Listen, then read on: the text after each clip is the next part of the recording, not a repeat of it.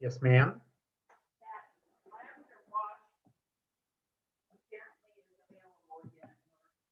Ooh. You win.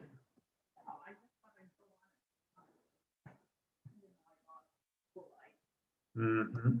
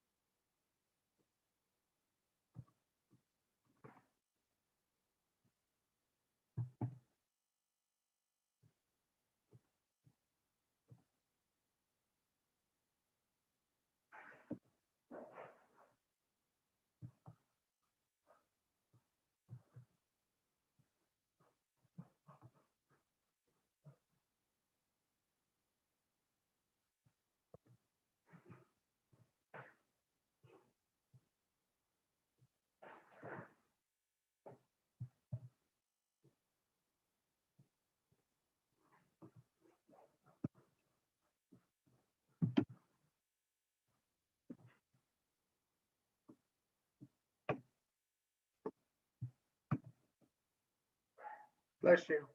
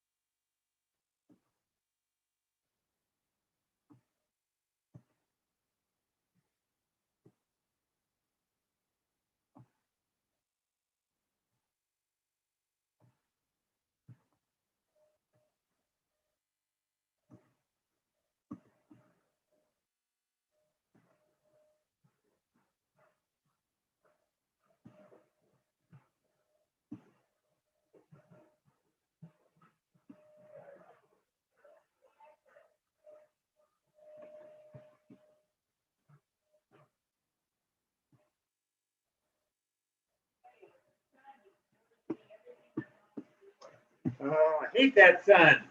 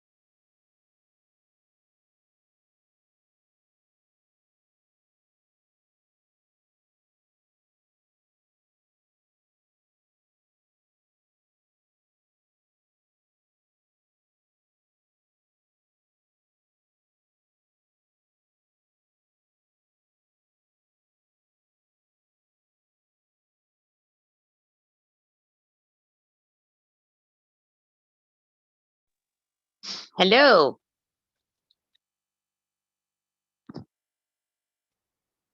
Uh-oh. I can't hear you. Now you can hear me. Now I can hear you. How are you? I am great. How are you? Oh, good. That vaccination, my first dose, killed me. Oh, really? It's been rough the last 2 days, Oh, I'm sorry. but it's better than dying of COVID. So, Yep, absolutely. but I finally got it. Yeah, some people, it varies. Some have a reaction, some don't. So I'm sorry you did. It's just I have like mild flu symptoms. Yeah. I'm extremely tired. Yeah. Yesterday I had a headache, but it's not miserable. I mean, I'm still working. Yeah, that's, I had no reaction after my first, and I had that reaction after my second. It's what Maurice said too. He said so did Teresa. She was fine with her first one, said she had nothing. And then with her second dose a couple days ago, she got the same thing as me, real tired and her arms really sore. Well, I'm glad you got the vaccination though. Yep, I'm vaccinated.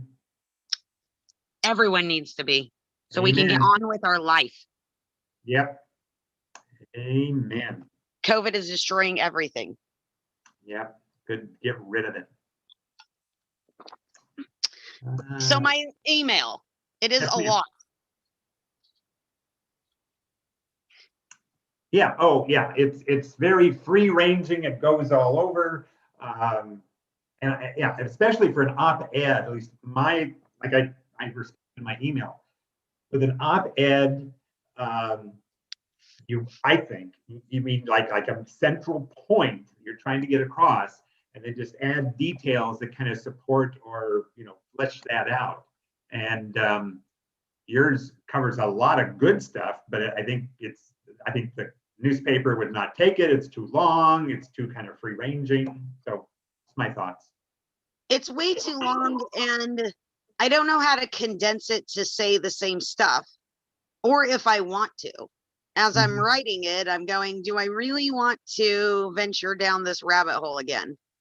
Because the city, this is the crappy thing, and it is the truth, is as long as you don't say anything, the city leaves you alone. Yeah. No, if you put out anything like that in an op-ed, you'll get pushback. Because the city is Nadine. Nadine is the mayor. Her constituency and her view is kind of UGM-ish.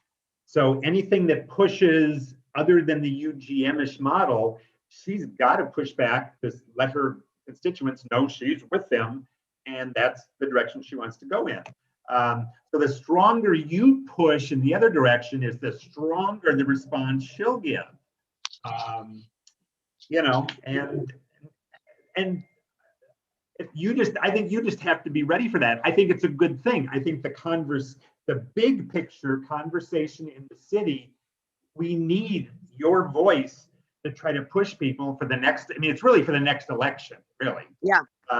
Where hopefully Dan will win and Nadine will lose, and it's just a few thousand votes, and getting the mindset of the community away from those damn homeless, let's get them out of here, thank you, Nadine, to no, there's a much better solution to this. There's a much smarter way to do this. We're not love the homeless. We want a smart way to fix this thing that's good for the whole community. So if you can get that sound out there, that I think is a long-term benefit. I think so too. And I'm afraid Maurice has a documentary coming out on police raids. And I think that that's already going to be huge. Good.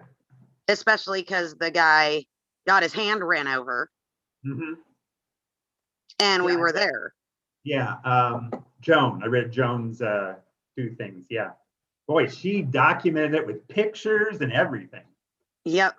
So yeah, I mean, that's the kind of thing that I think in the short run, it may not do a lot. It'll stir up controversy.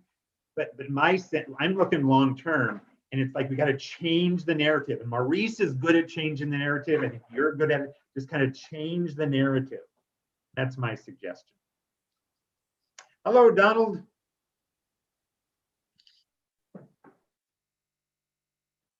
So welcome. You're an early Zoomer-inner. You're still muted. And you're welcome to chit chat with us, or if you just got stuff to do, work to do, go ahead and keep doing it. And Yeah, no, I'm good. I'm good. We were having trouble with the link, and maybe maybe when this is over, if you could reset an invite so that I don't have to look it up every week. oh, okay, Okay. sure. Did you get the email? I just sent Well, one. I did, but it was some time ago, and all the invites that I have to search back through to get it because it comes through as Gathering Place. Oh, okay. Well, I sent one this morning. I did have a question about Jules. Mm-hmm.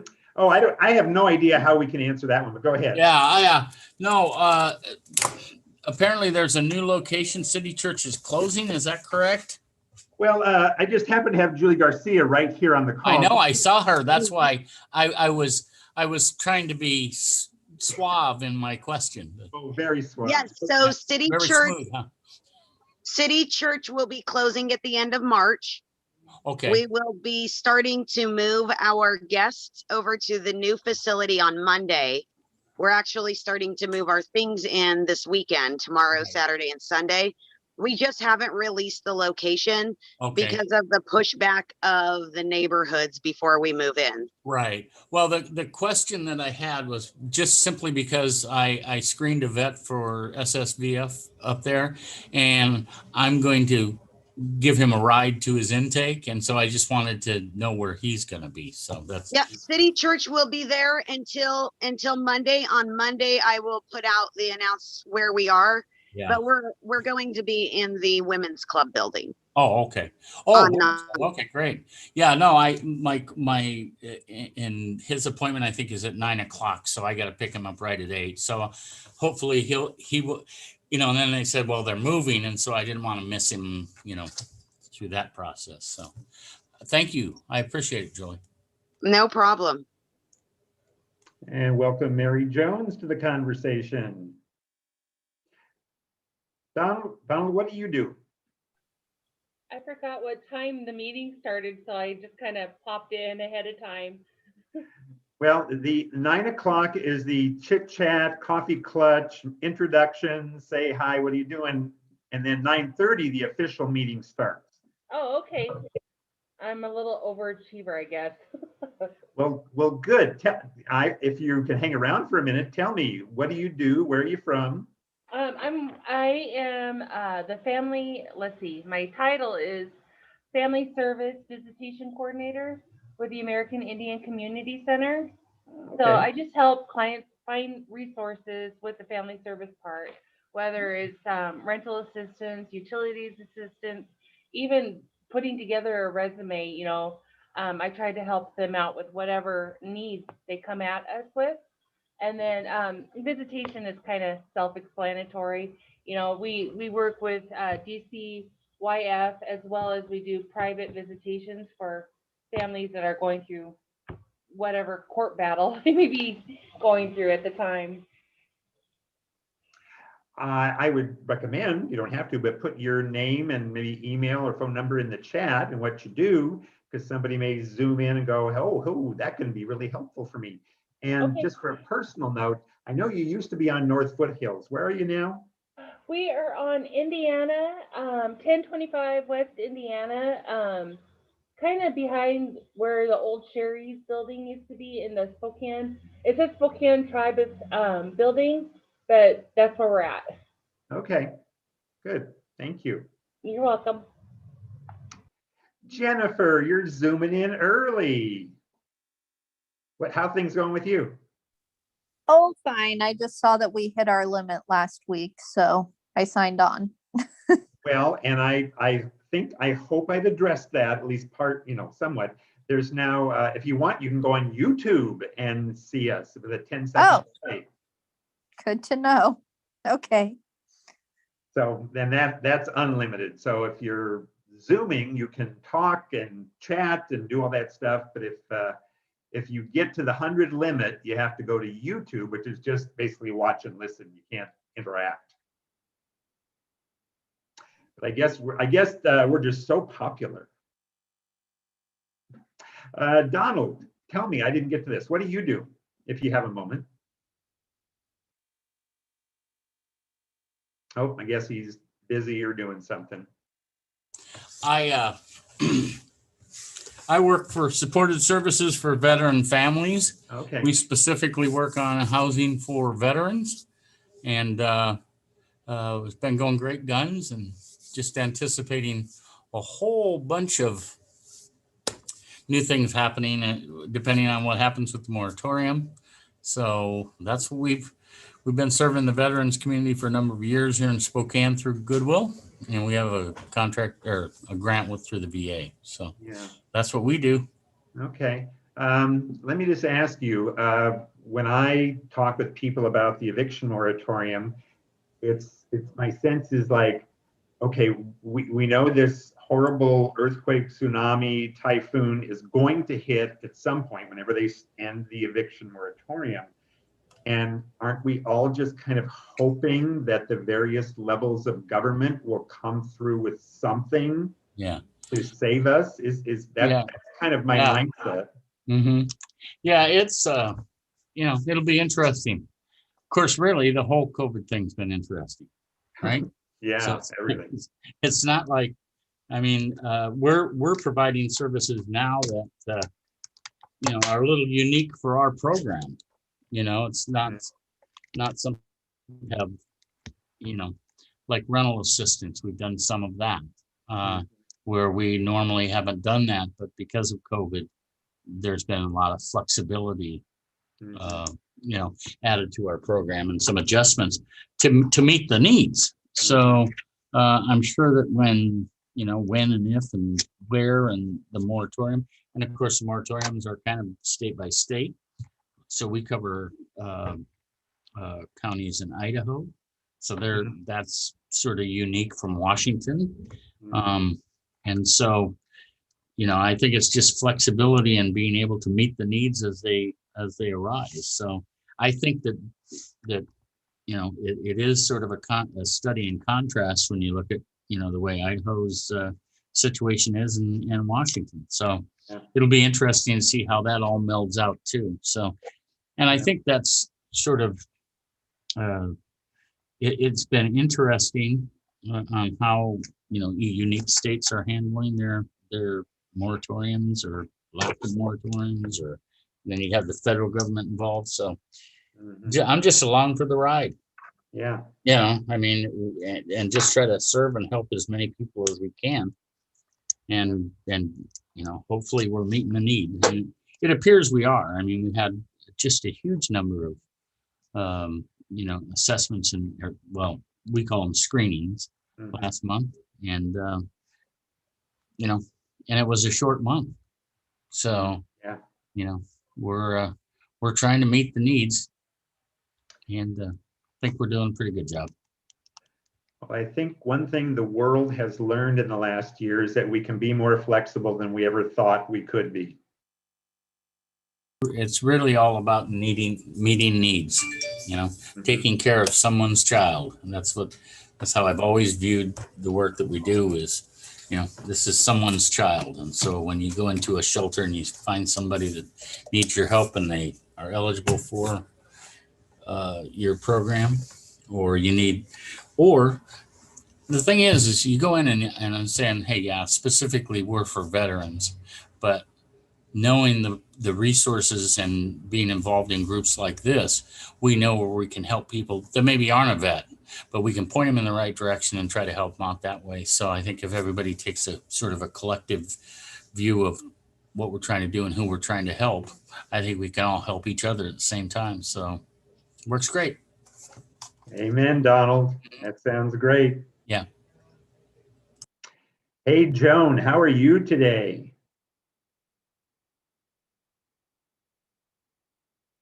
You there, Joan? I know you're around somewhere. You just maybe away from the. Yes, I'm here. There you are.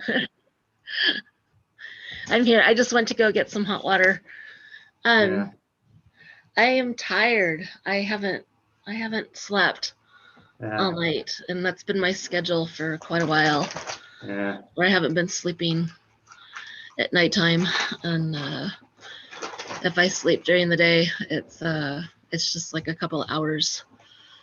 So I'm kind of running on fumes, to be truthful. Okay. Well, you sent out quite an email. That was well documented. Thank you. And Thank you. what I would suggest is, I don't know if, Robert's chairing. I don't know if he'll address it or not. We got it pretty penned up. I think my suggestion is when the meeting ends around 10:30, we've got a lot of people on. People stay around for a while, and suggest that when I open it up, anyone like to comment or state or something, I'd be really good if you would talk about that email. I would be happy to do that. And that's not the only one that I sent. I sent another one to the city council over the weekend about the sweep that they conducted on Friday. Mm-hmm. And I was going to send it to the coalition as well, but then I thought, well, I'm going to give them some time to respond to me first. And they still haven't responded to me at all. Well, Joan, I have sent numerous things to the various city people and gotten very few responses. Really? Usually when I send things to them, Kate would respond or Brianne would respond. Yes, city council members will respond. I guess I meant the administration side of it. Oh yeah, the city administration never responds to me. Yeah, right. City council members, they're responsive. But thank you for sending that to all of us, Joan, because I forwarded it to quite a few people, and I really appreciate it. You did a beautiful job. Thank you. Thank you. I'm not the person who took the photographs.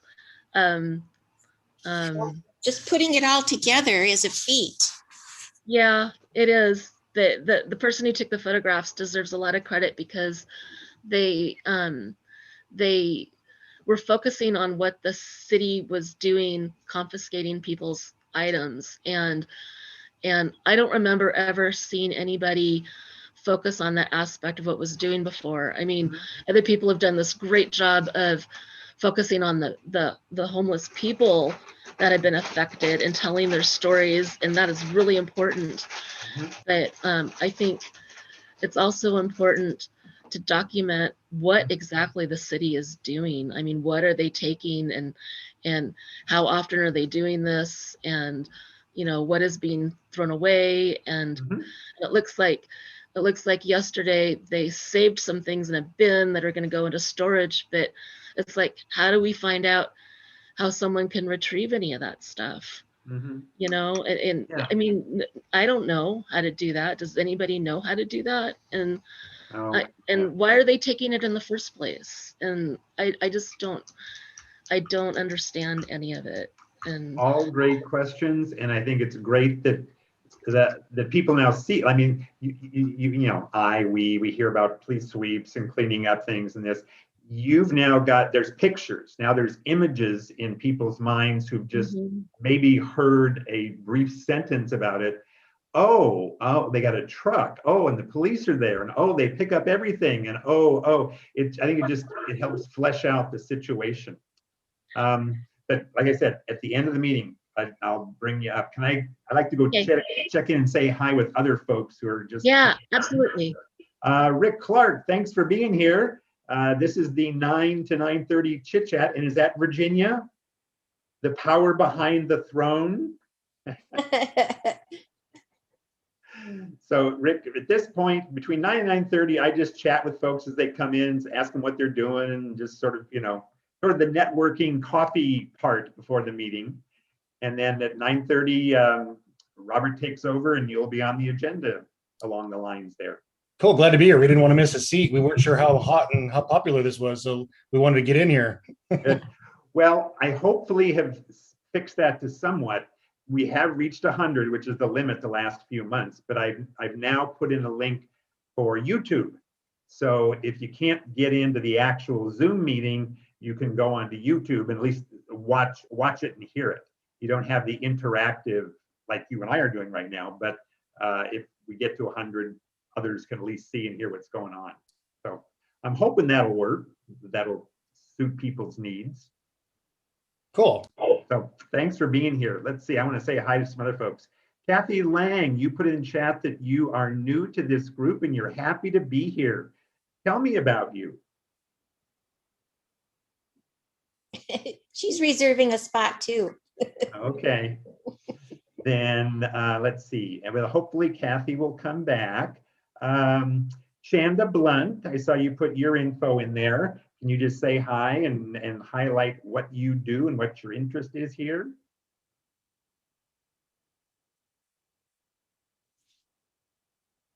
Or maybe not. I know various people are getting in early and then maybe just zooming out, doing other business because they want to make sure they get a front row seat.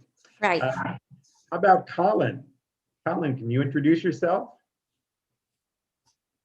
Hi guys, I'm from Eric Orvista, working with the Spokane Alliance's affordable housing team. So here in West Central. So yeah. Good, welcome. Let's see, some other new folks. Well, many of us are looking like old folks. Christina Taylor, say hi. Who are you? What are you doing here?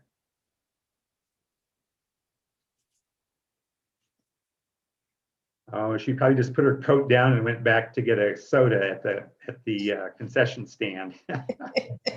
Eric Williams, tell us about you. Yeah, good morning, everyone. So nice to see you. Eric Williams, I'm the Community Partnerships Director at Second Harvest. And along with monitoring your email list, which is always interesting and informative, I like to join these and just learn more about what's going on in the community. You have your core mission as the Homeless Coalition, but you also have so many other tentacles into other good works in the community. It's really helpful for us to listen and learn. Thanks, Barry. Well, and you just support so many tentacles of like shelters and feeding programs, and thank you for your work. Anything that we ought to know about Second Harvest? Well, just to amplify what you said, so I started in August, and one of the things that became very apparent to me that I sort of had an inkling of but didn't realize is, we're the food bank for food banks, and so we work with 250 plus partners across Eastern Washington and North Idaho, and are very reliant. Our mobile markets are relatively public facing, but our core job is to get food to food pantries, areas throughout the communities. And we just rely so heavily on those and appreciate so heavily those partnerships. I guess the other thing we're learning is seeing more and more data about, okay, we can feel better that the pandemic seems to be on a decline and vaccines seem to be helping a lot.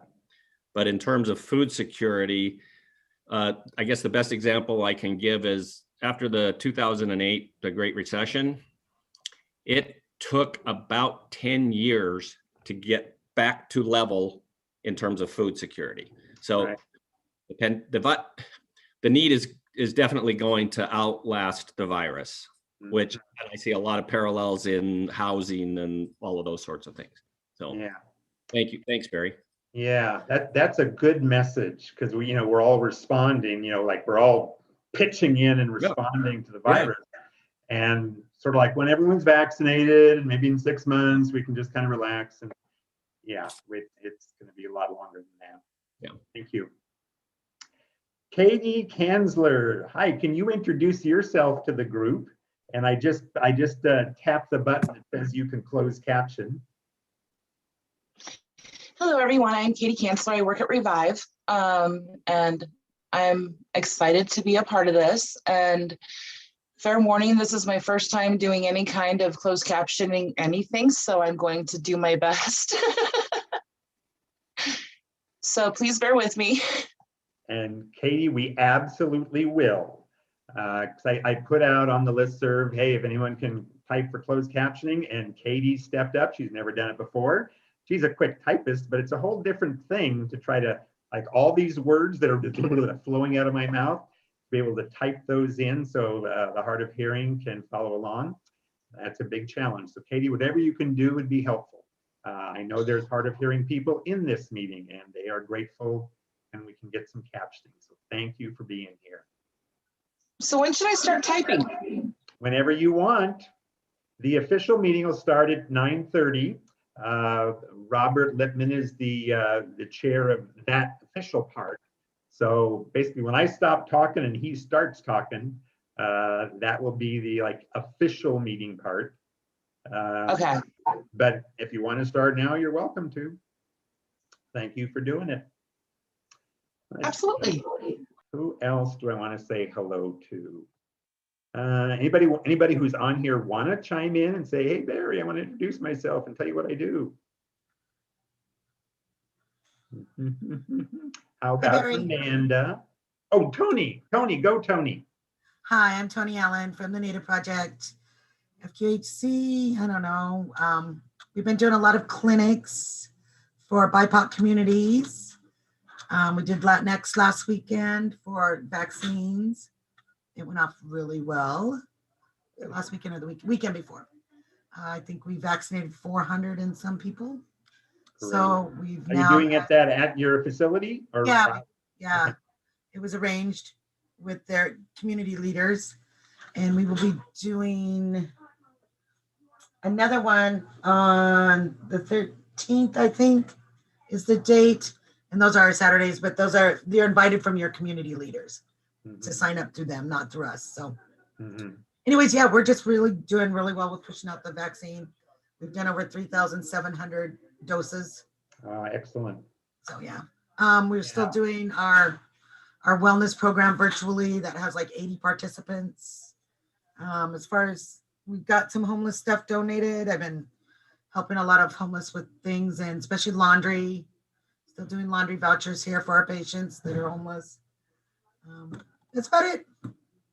Thank you, Tony. Might want to put your name and contact info in the chat in case anyone just heard something that they'd like to follow up on. Thank you. Amanda, can you say hello to us and what you're doing and why you're here?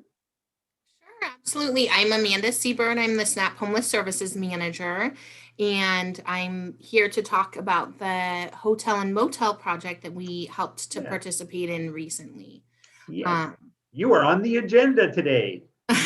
I am. So, and I know I see Rick and Virginia are here. They're going to talk about their awesome part in it too. So it'll be exciting to have a minute to share some of the great success from that. Good. Yes. Thank you so much for that. Thank you for having me. Let's see. Who else? Francis. Tell us hello, Francis. Tell us what you do. Oh, maybe you're busy working and you just got a seat early on the bus, so you make sure you get it. Okay. Francis is the public defender and does lots of good work in community court and all over the town. Let's see, who else? Rob Stevens, can you say hello?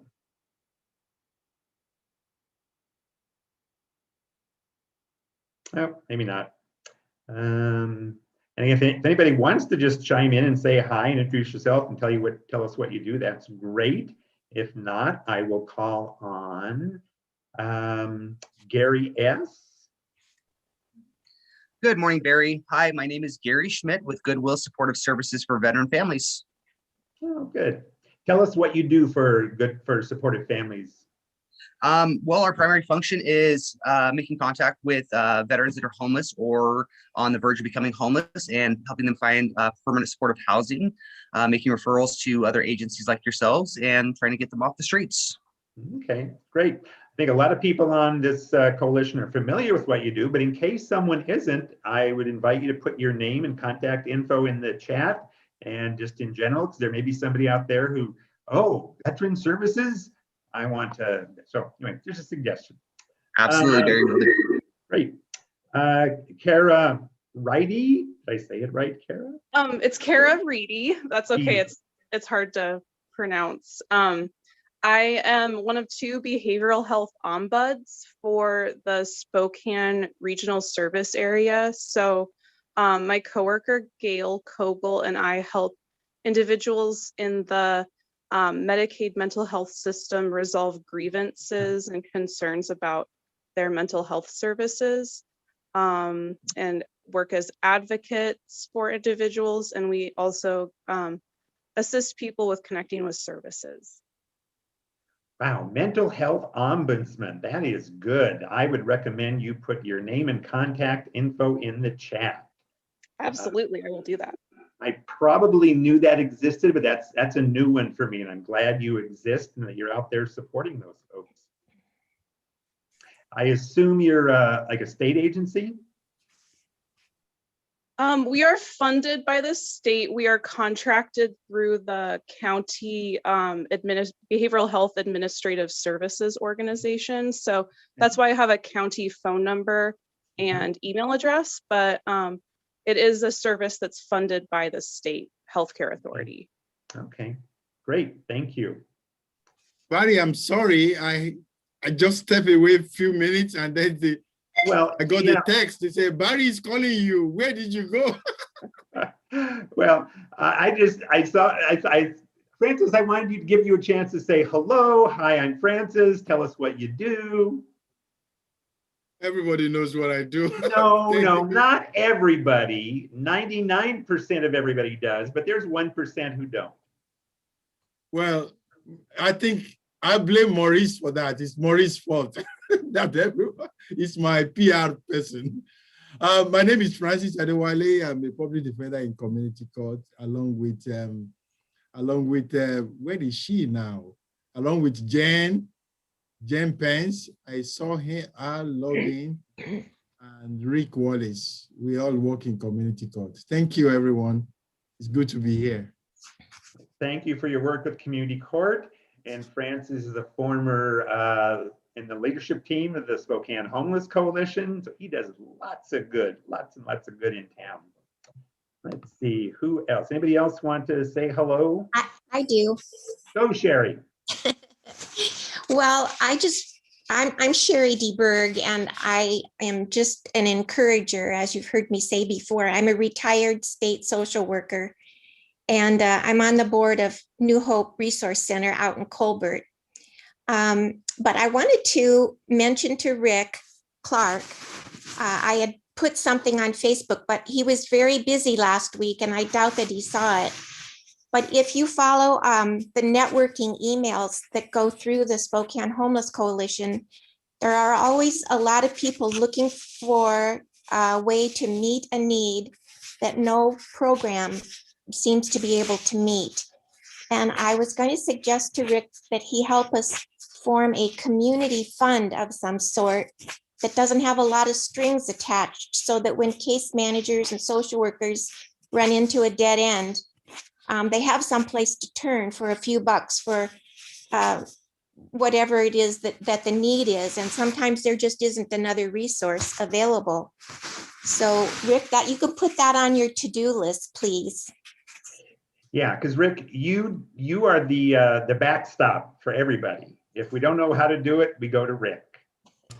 Yeah, no, I can't wait to talk about that, because it's the need out there is so great that I don't think a lot of people realize. I get hundreds of requests every single day, and so it's heartbreaking, and it's just that balance of, you can't save everybody, but and if you just become a page where you're just sharing GoFundMe's all day long, people start to leave by the thousands, and so it's a very delicate walk along a line. And so I love your idea. I've been thinking of that for a long time, and we kind of do that in Spokane Quarantine, but to create a whole new thing, I'm in school for my master's program and super busy. So it's just one of those things that I love the idea for sure. And I think we're kind of doing it in a way, but I'll talk more about that later. And I'm part of the Homeless Coalition email. So I read all those, and if it's something that I feel we can do, I often put a bug in Rick's ear. Okay. But it, like he said, it's a fine line. But we do get a lot of emails from the group, and you're right. It's a lot of those things that there's not a group set up for these specific needs. And so it's like, where do you get denture cream? Like there's not a place that sets that up for people who are experiencing homelessness, or, these things that are just out there. But there's a lot of people in the community that can help. And that's that tapping into that community for sure. Well, we just had an example, a woman that was staying at Miriam's house and had found housing. She had been previously homeless. She found housing, but she had an old arrears with a Vista, but she didn't qualify for help through a Vista. I forget what the reason was, but anyway, she didn't qualify for that help. And Catholic Charities had said maybe they would give $100 toward that. And we couldn't find it. So she was $200 short. And she had housing to go to, but she had this barrier where there was no money. And so. Oh, I get it. Thank you, Sherry. And I want to go to another Sherry on the topic of kind of a backstop person, Sherry Gangitano. I don't know if you know Rick Clark, but Sherry Gangitano, you're sort of starting a Valley kind of backstop. You want to talk about that? Yes, I actually just posted something in the chat about it. So I am co-founder of Spokane Valley Community Advocates. It's a brand new grassroots organization east of Spokane. Colbert and Valley Ford is our area of service. We have 3 parts to our mission. We want to create a resource hub out here because I know during COVID, a lot of people got sent to the wrong place. And that just put more frustration, anxiety on them when they were trying to get help. And that's been a history even before COVID. And then advocacy, of course, to help them raise their own voices and do the work that they need to do to better their lives. And then the other part of it is mutual aid. And I had a shower epiphany last Sunday, and we created REACT. Is the concept. That's the acronym we're using, and it's Responsive Emergency Aid Communications Tree.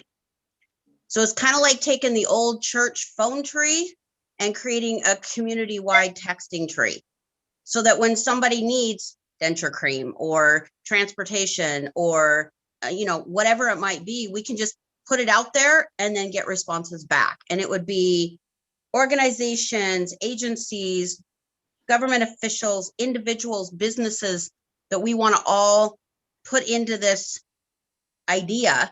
So it's not just a small group of people, it's area wide. Yep. Thank you, Sherry. Yep. Who else? Who wants, we got a few minutes, like maybe 1 or 2 or 3 minutes left till Robert comes in and grabs the microphone. Maybe you want to say hi and what you do and make an announcement? I'll jump in real quick, Barry. You called on me and I'd stepped out of the room for a second. I'm Rob Stevens. I am a community connector with Molina Healthcare. And basically my job is to try and stay on top of all of the local community resources and help specifically Molina members, but really anyone that needs it, find and identify those services to help fill the gaps that they're missing. So whether that's helping them get connected with utility assistance or durable medical equipment or just whatever random need they may have. Great, thank you for doing that. Anybody else want to chime in?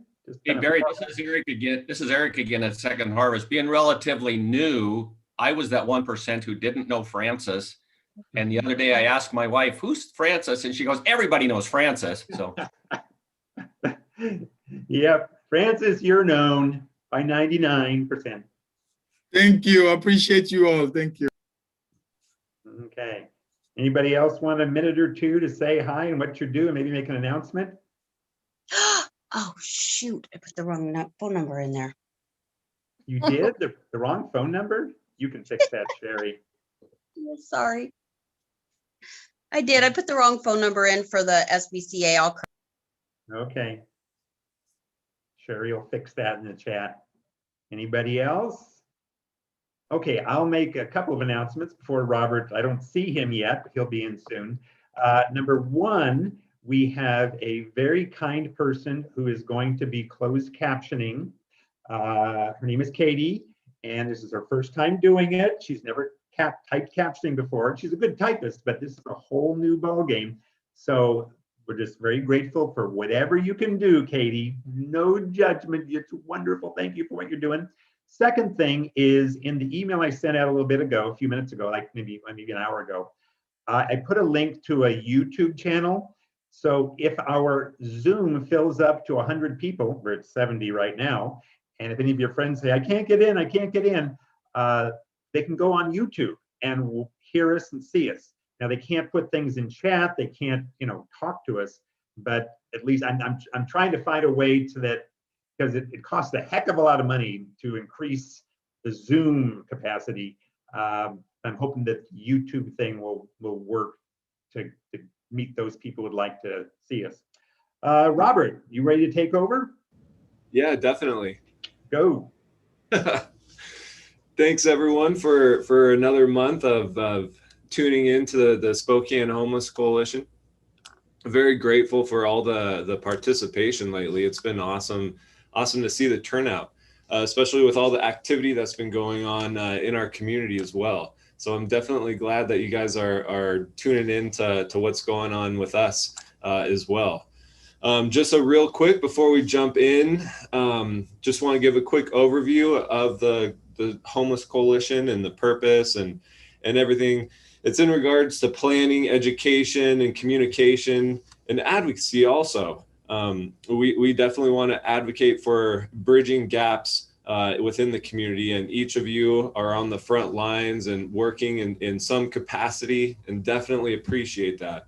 If I haven't already, my name is Robert. Sometimes I always forget to introduce myself, but I'm one of the leadership members of the coalition. I work at Providence Medical Group at a charity clinic downtown, but also want to briefly go over virtual etiquette as well, as far as just having your microphones muted and directing any questions that you have. Like throughout our meetings, we have presenters talking about specific topics that are usually sent out in the agenda. But if you have any questions, even before they even start, please put them in the chat box. I try to keep an eye on that as we go through each presentation. And then the next thing is the Google Groups. So of course, there's around 1,200 members who are on this Google Groups chain. And it's so amazing to see some of the success stories that come through that Google Group chain. But I also want to also make sure that when we dispense information, that it's more encouraging and looking for information and kind of shy away from the criticism. But we want to advocate definitely in a strengths perspective way and utilize our platform through that coalition Google group to make the best of that situation as possible. So definitely utilize that responsibly. And then also, let's see, the last thing is last month, we didn't have time to go around for kudos. And just a moment to reflect time where you had successful engagements of collaboration. And before we jump into our reflection time, and then we'll get on to our first presenter, Ben Stuckert, who will be joining us. I want to take some time to hand over the virtual microphone for anyone who wants to share moments of collaboration that they've had with an organization within these 85 participants now within this live stream. So please, I'll hand over the virtual microphone for any moments of collaboration that really were impactful with serving this population group. Robert, there have been so many, I can't even begin to start. I mean, just the ability to be able to send out an email and within 2 hours have 15 different answers from every side of the county and even throughout the state is just, it's beyond phenomenal. And I've not seen anything like this anywhere else in the country. And I am so grateful for this particular group, especially. That's awesome. Thank you so much, Rob, for sharing. I know sometimes if I were to send out something, I just get a blast of information, and it's awesome. Is there anyone else? Yes, this is Amber from the Tenants Union, and I'd like to give a big shout out to our whole entire community and all the organizations that stepped up and answered our action alerts to try to push for our policies to make sure that tenants are not being evicted when the moratorium ends, and also extending that moratorium, eviction moratorium. So thank you everybody who responded to our action alerts, and it's not over yet. We need some really big pushes. And so if you could continue those action alerts, that would be great. Thank you. Yeah, thank you for sharing, Amber. We'll allow for a couple more. For those brave enough to speak up here.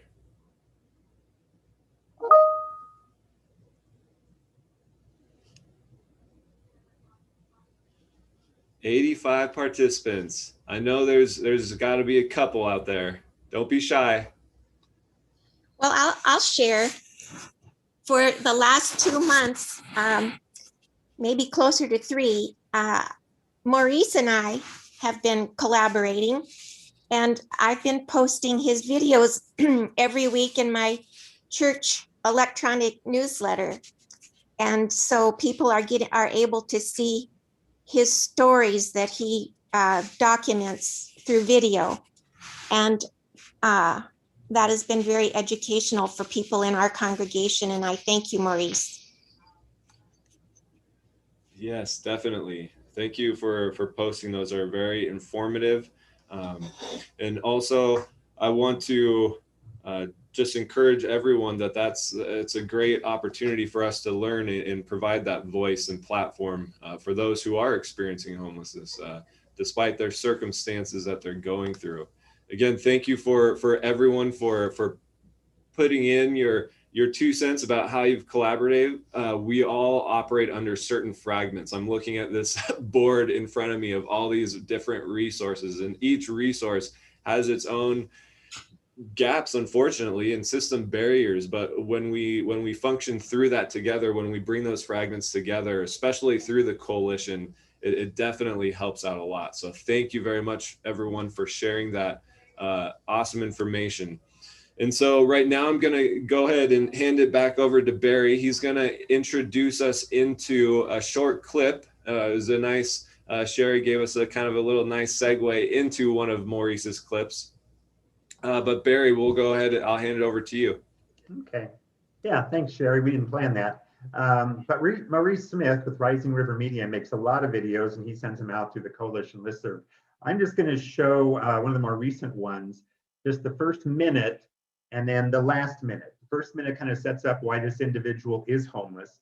And then the last minute of it is Maurice says, well, what do you want to leave? What message do you want to leave with folks from this, from our interview? So I'm just going to share that with you and see if it's something you might enjoy sometime. I've got to make sure I click all the right buttons. Let's see. Share sound. There we go. Here we go.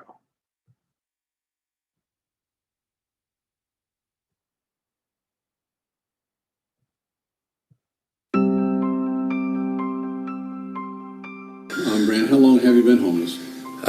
Total, I've been homeless 6 years out of my 43. Started out when I was 14. And then a couple times between breaking up with my wife and her coming back, and the conflict there. Yeah, that's what happened this last time, and I've been on the streets this time since March. So walk me through how a kid 14 years old ends up homeless. My mom was extremely emotionally and physically abusive my whole life. At 14, I walked in on her trying to overdose on pills. Got the ambulance, got her to the hospital. When she got home from the hospital, she handed me a backpack, told me to fill it up and leave. And I did. And that's pretty much the last time we really talked. And she moved back down south. I was up here, so. Watching and listening and wondering what these homeless people are all about, what would you say to the community listening to your interview right now? Well, to everyone out there and to the community, we are one big family. As far as that goes. And from what I've seen, most of these people just really need a spark of hope. They're missing their kids. I mean, the addiction part of it, mostly it's the heart issue. I mean, just seeing someone that actually cares, it does wonders. And even the basic stuff, like I said, trying to food, I mean, them bringing meals in, I mean, sparks life up, I mean, they see people are caring, and I just wish you guys, they continue that because it's helping.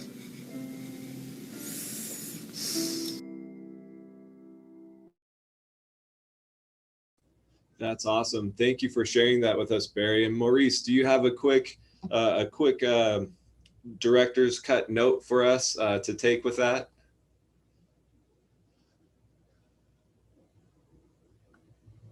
Maurice, are you on?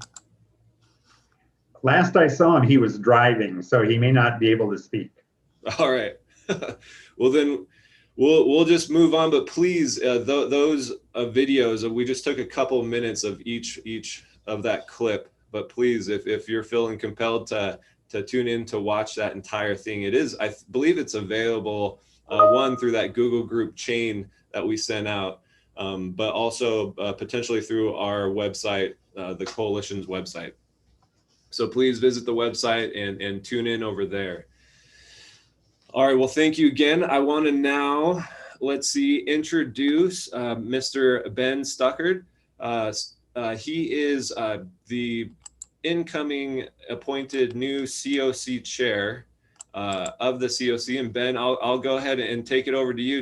I don't want to steal your thunder in introducing you, so I'll let you take it over. Thanks, Robert, and thanks, Barry, and Maurice for your films. My name is Ben Stuckert. I'm the executive director of the Spokane Low-Income Housing Consortium. I've been doing that for about a year, trying to increase our stock of non-existent low-income housing. I just recently, in the last month, became the chair of the COC, which is the Continuum of Care. And to get bureaucratic for just a second so you understand what that is, HUD, the Federal Housing and Urban Development Department, designates about $4.4 million to the Continuum of Care every year. And that's really to try to divert people off the streets, but also provide intake, do the data management that the city manages, and then fund all of those programs. The COC is a board of about 26 different members. They each represent different sectors, whether that's government, workforce development, the K-12 system, behavioral health. So it's the one board in the community that's official, that has some funding capacity in the system, but also has representatives from all different systems. The new vice chair is Dale Brees, who's on this call, and Dale is somebody with lived experience. And I think that's really important. There are 3 members of the COC board that have lived experience. I'm here to introduce myself in my role as the COC chair, but I also offered to come monthly because one of the things I've noticed in the last year is the Homeless Coalition is absolutely amazing. I've never seen anything where people can post something and within 10 minutes get resources, which is absolutely necessary. But I also believe that all of these different systems sometimes don't communicate out well. And so I want to be here as a resource monthly. And some months it may just be that I come in, say hello, and answer any questions that I can from somebody that is now able to be involved in all of the different systems that deal with people on the streets. So I wanted to first introduce myself, explain a little bit about what the COC is, and then going forward, I'm going to put my email address in the chat because I think as we move forward, it's always best to communicate very openly. And you can also, I follow the Homeless Coalition listserv religiously. And so you can also reach me on there, but it's best to use my regular email address. And then every month, I will come up and give a report. Hopefully that'll be pretty brief, so I'm not wasting your time on what the COC is doing right now. But right now, there is a community-wide 5-year plan to end homelessness. And I know there have been many plans and people have not resourced those plans ever fully in our community. But we are updating that plan now. My job is to help initially learn the system as best I can, and then be a resource for people to try to connect and make sure we're all communicating. With that, I'll be quiet. Dale, the vice chair of the COC, do you have anything to add, Dale? No, Ben, I think you did fairly well. Well, I do, we do have 2 stakeholder meetings with the COC does with the Homeless Coalition in the annual planning. And so that will be coming up in April, the first one. And so, and that's where you would learn about what is really funded with that $4.4 million and how that is brokered out in our community. So yeah, thanks for being here, everybody. And thanks for all you do. Hey, Ben, so who would then be involved in that 5-year plan kind of edit, basically, or kind of relook at it? So the COC has a group of subcommittees. We have a veteran subcommittee, a family subcommittee, a youth subcommittee, numerous committees that are all made up of practitioners. So the people that are on the ground doing the work. You can email me if you'd like to be involved in a COC subcommittee, because they are right now doing their own updates of the 5-year plan. But I really also don't want to say that as we update this plan, we're stuck with where these funding streams are, because I'm very open as we move forward to taking a look at the system. I know I have had my own frustrations over time with resources to the system, but also how the resources are used. And so I need people to give feedback, and my email address is in there. But give feedback. Like I saw an email from Jules this morning, from Julie, who I talk to all the time, about frustrations with how resources are, 1, communicated out, and 2. So I will be trying to communicate as clearly as possible as I learn going forward, but also very open to change. Yeah. And while we have you on the microphone, Ben, also with you also mentioned you kind of have this dual role, one with the COC, but this other component too of the Spokane low income housing. Can you talk just a little bit briefly about that? I actually get paid for that one. The Low Income Housing Consortium is made up of 34 different members. It's architects, nonprofit developers. There are about 14 different developers that develop low-income housing. My job there is to really advocate legislatively, and I'd just like to echo what Amber said. The most important thing we could do right now for housing is pass the housing bills that the Tenants Union is advocating for in the state legislature. My personal favorite is House Bill 1236. If you do one thing today, call your legislator and push to make sure that 1236 gets out of the House. That is the just cause protections. So we can't think of housing as just building more low-income housing. We also have to think of housing as keeping people in homes. And we also have to think about things like regulations and zoning. And so my job at the Low Income Housing Consortium is really to look at that endpoint. One of the solutions to somebody being homeless and not having a home is to create more homes.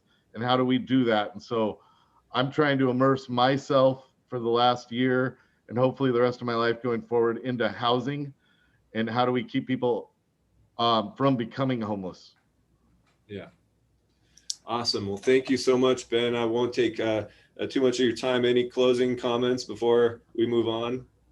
No, I appreciate all the people that are doing the groundwork, and I cannot even express how important it is that everybody's making those personal connections on a 1,200 person listserv and then getting people the resources, because it's absolutely necessary. Yeah. Ben, will you be able to stay past 10:30? Because some of us were going to discuss an email that Joan sent out about the sweeps that the city is doing. I am actually leaving right now. I am at the beach on the Oregon coast with my wife. Oh, too And bad. we are taking the dog for a walk, but I would, if you email me, I would be more than happy when I'm back in Spokane to get in touch with you. And I'd love to be included in on those emails if there's some way I can help and intervene, because it sure seems that sweeps right now with shelters full is a little bit of a violation of the Ninth Circuit ruling in Boise. Thank you. That's not moral. Thank you. Yeah, and Sherry, I can also assist and help being that segue, at least the Spokane Homeless Coalition leadership team, as far as bridging those communication gaps with the COC, such as Ben. So we'll definitely stay in tune to what comes after this meeting and that dialogue and what kind of comes through that. So thank you so much again, Ben. Enjoy your walk and look forward to seeing you again here in the future at each monthly meetings. That's going to be awesome. Appreciate it. Yeah. All right. So now we have up next, I believe either Kylie or Kira coming on from the health district to give us an update as far as the vaccine rollout with our community members. Is Kira or Kylie on the line? Kylie's here. Kylie. Kira's taking the day off, so I'm happy to be here. Gosh, slacking. No, I'm just kidding. She does a lot. Kylie, so what's going on? What's been happening in the community? What's the perception like been with the vaccine? Are people, bought into it? Has there been enough dosage? Like, do we get the same allocation as these other agencies? Are you guys getting that same allocation? What's the word? Yeah, so we had 8 clinics Monday, Tuesday, Wednesday of this week offering second doses to community members that got the first doses with us at the health district at our shelters. And right now we're still limited based off of DOH guidance on who qualifies for the vaccine. So it's 50 and older in a shelter or 65 and older. And so right now that includes clients and staff who are working at shelters. And so far, we still have 1 more clinic left, but we've gotten 117 people protected out of the 184 that were vaccinated in our first round. And I think we were a little concerned about being able to find people 28 days later.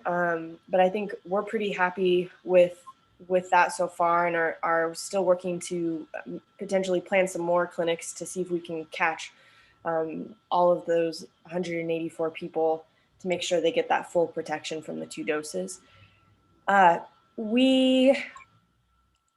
Vaccine allocation is kind of a complicated issue. I think right now we have enough vaccine. It's just we're very limited on who we're able to vaccinate.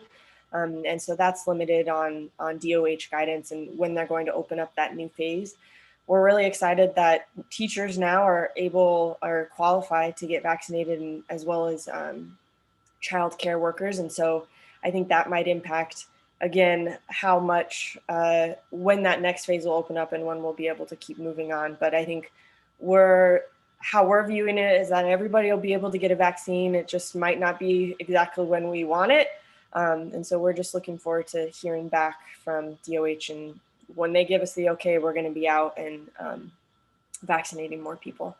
I'd also like to just share a quick COVID-19 outbreak update. We have 4 outbreaks going on right now in shelters, and a lot of really great news. So Hope House is currently in an outbreak, but has not had a case since February 18th. So go Hope House. Cannon is in an outbreak, but hasn't had a case since February 26th. UGM, their outbreak, they haven't had anybody since February 9th, which is huge. And then our last outbreak is at HOC, and they had 1 case last week, which is also just really great too. I think everybody's working to keep those numbers low and doing a really good job of preventing the spread within their shelters. Yeah, and which of the locations specifically are these vaccines being rolled out? Yeah, so we had Truth Ministries, Hope House, City Church, The Way Out, HOC, UGM Men's, UGM Women and Children's, and then Cannon. Okay, that's awesome. And what's been like the perception with the community members in those shelters as far as receiving? Are they grateful? Are they resistant? What's going on? I would say the large majority of people are really excited and want to get the vaccine. It's heartbreaking for us to tell people they don't qualify yet and they can't get vaccinated. And so I think that's generally what we're hearing, is that people really want the vaccine, but they just have to wait until DOH guidance opens it up so we can vaccinate more people. I think when we're talking with community members, we're saying that we're trying to get the most at risk. And right now that's largely based off of age.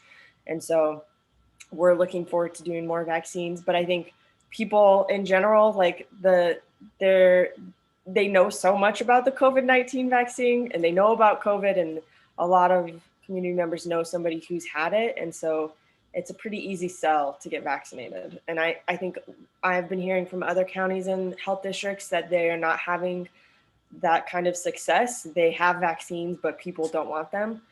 And so I think that says a lot about Spokane, and it says a lot about the providers who are promoting the vaccine, and all of the just volunteers and staff and shelters who are working hard to share accurate science-based information about the vaccine. So yeah, proud to be in Spokane and having so many people interested in the vaccine.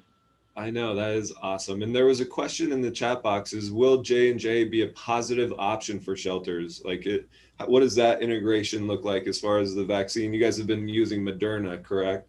Yes. So what is that integration going to look like with those two different?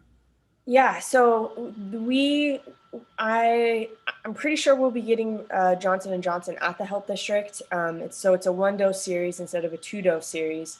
And ideally, you would want to use that with community members who have a hard time getting that second appointment.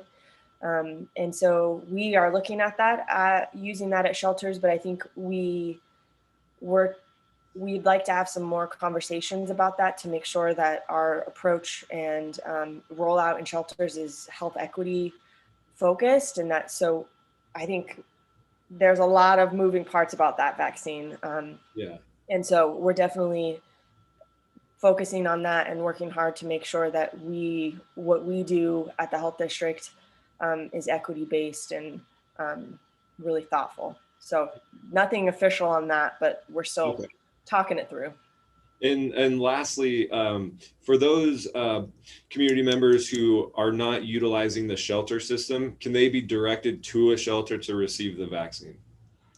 So right now, the qualification of 15 older in a multi-generational household, which is the phase we're in right now, you have to be living in a shelter. And so right now, the highest risk is people who are staying at shelters, not necessarily people who are experiencing homelessness, and like the multiple like ways you can qualify for that, like couch surfing or staying in your car or camping, which is unfortunate. But I think we're because there's a limited amount of vaccine, we're really trying to get the highest risk people at highest risk first. And so right now that's what it is, but we're hoping that will expand and we'll be able to get everybody who wants it vaccinated. There's vaccines at the arena, and pharmacists and providers. There's at the srhd.org, there's a link to find out everywhere in Spokane where the vaccine's being offered, and links and to websites and phone numbers too, so that people can look up that way. I know that's not really helpful for people who don't have phones or internet. So that part's frustrating. Hey, we got, let's see here, 91 participants who are very good at system jumping. So I'm sure we'll eventually figure it out at some point. Well, thank you, Kylie, so much for your time and taking time to give us that update. I look forward to hopefully having an update next month as well, just to see how that progress is going. Thank you, guys. Yeah, thank you. Okay. we're just cruising through this agenda here. So up next, we have the SNAP individuals here to talk a little bit about the emergency hotel, how just kind of temporary placement there where we had that cold front and what that kind of looked like.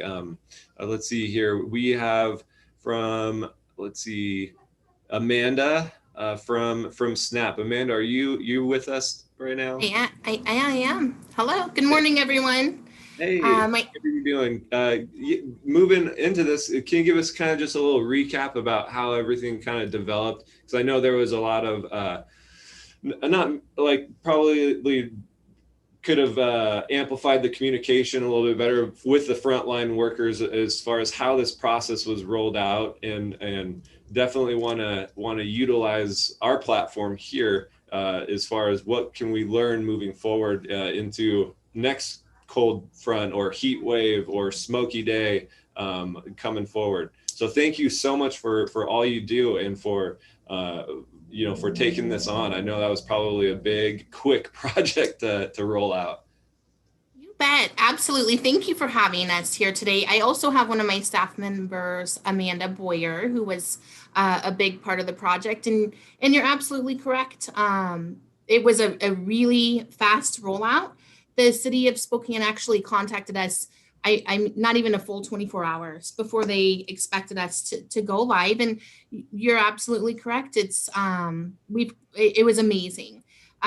Just to touch on some highlights really quick, throughout the 10 days, 11 days that we were working on it, we actually touched 107 clients. So to give you guys some insight, when we first agreed to do it with the city, it was 10. We had said, yeah, we could help emergency motel and hotel, probably 10 folks that are needing to get inside and aren't able to get into shelter either due to medical fragilities, COVID concerns, or no empty beds. And it morphed throughout that time and got bigger and bigger and crazier as it went, but good in a crazy way. So communication on it, we've met with the city and a group of shelters, everyone that participated in the program. So that's the majority of the shelters in Spokane, and then a lot of the frontline outreach workers met with the city and SNAP on Monday, and we looked at the highs and room for improvement in the future. So communication definitely is one. And communication to all of you who are working with individuals who maybe could have accessed it or known what to say if you encounter a person who was out in the cold and needed to connect with either a shelter or get with us to get into the motel. Just to clarify in communication, there was an email chain that went out to the entire shelter system and then those outreach workers. So those kind of boot on the ground people that we knew, that we were in constant communication and basically a 24/7 email throughout that whole program. And that email actually at the request of the shelter system. And let me clarify for those of you that don't know, SNAP is not a shelter provider in any way, shape, or form, but they have asked us to keep that email going just so that there's right now a availability knowledge between each other, who has open beds, who's full, and then just to have a good communication. So, but you're right, communication is something that we need to look at next time, because inclement weather is no shock to those of us that live here in Spokane. So that's something I think, you guys could certainly have input with us or with the city. I don't know that it would even be a program SNAP, would be a part of in the future. I think, but we'd be happy to if we were asked. And when we were asked, there was no question. Absolutely, we will jump on board and do what we can to save lives. And luckily, it did save lives. There were no people that died due to exposure during that time. So that is amazing. Absolutely amazing. Do you know how many people kind of utilize that supportive service? Yes, absolutely. So throughout the 10 days that we were a part of that, 107 people is what our total cap was. And some of those people stayed for a few days and left for one reason or another. And some of those people were there for the entire time. But throughout the program, in the short amount of time, it was 107 people that were touched by that. Yeah. Well, I know a lot of community members are probably definitely grateful. And so was in the selection process, I guess, kind of targeting vulnerable individuals in the shelter. I think you mentioned that kind of briefly. Was that kind of the approach? It was. The approach was people who were would not do well in shelter, whether it's medical vulnerability or of the age, like Kylie was talking about, of the age that, exposure to COVID would be very dangerous, or who maybe for another health reason or mental health reason would not do really well in the shelter. And then also we took from the shelters to free up beds for other people who would walk in. We took some of their folks and we're able to get them into the motel for that time. And those folks have all had the opportunity and have transitioned back to those shelters or to somewhere better, housing, which is always the goal. But yeah, so we did both. We were looking at vulnerable folks that were outside that couldn't go into a shelter for one reason or the other, and then also freeing up room in the shelters for people to walk into and to access those beds.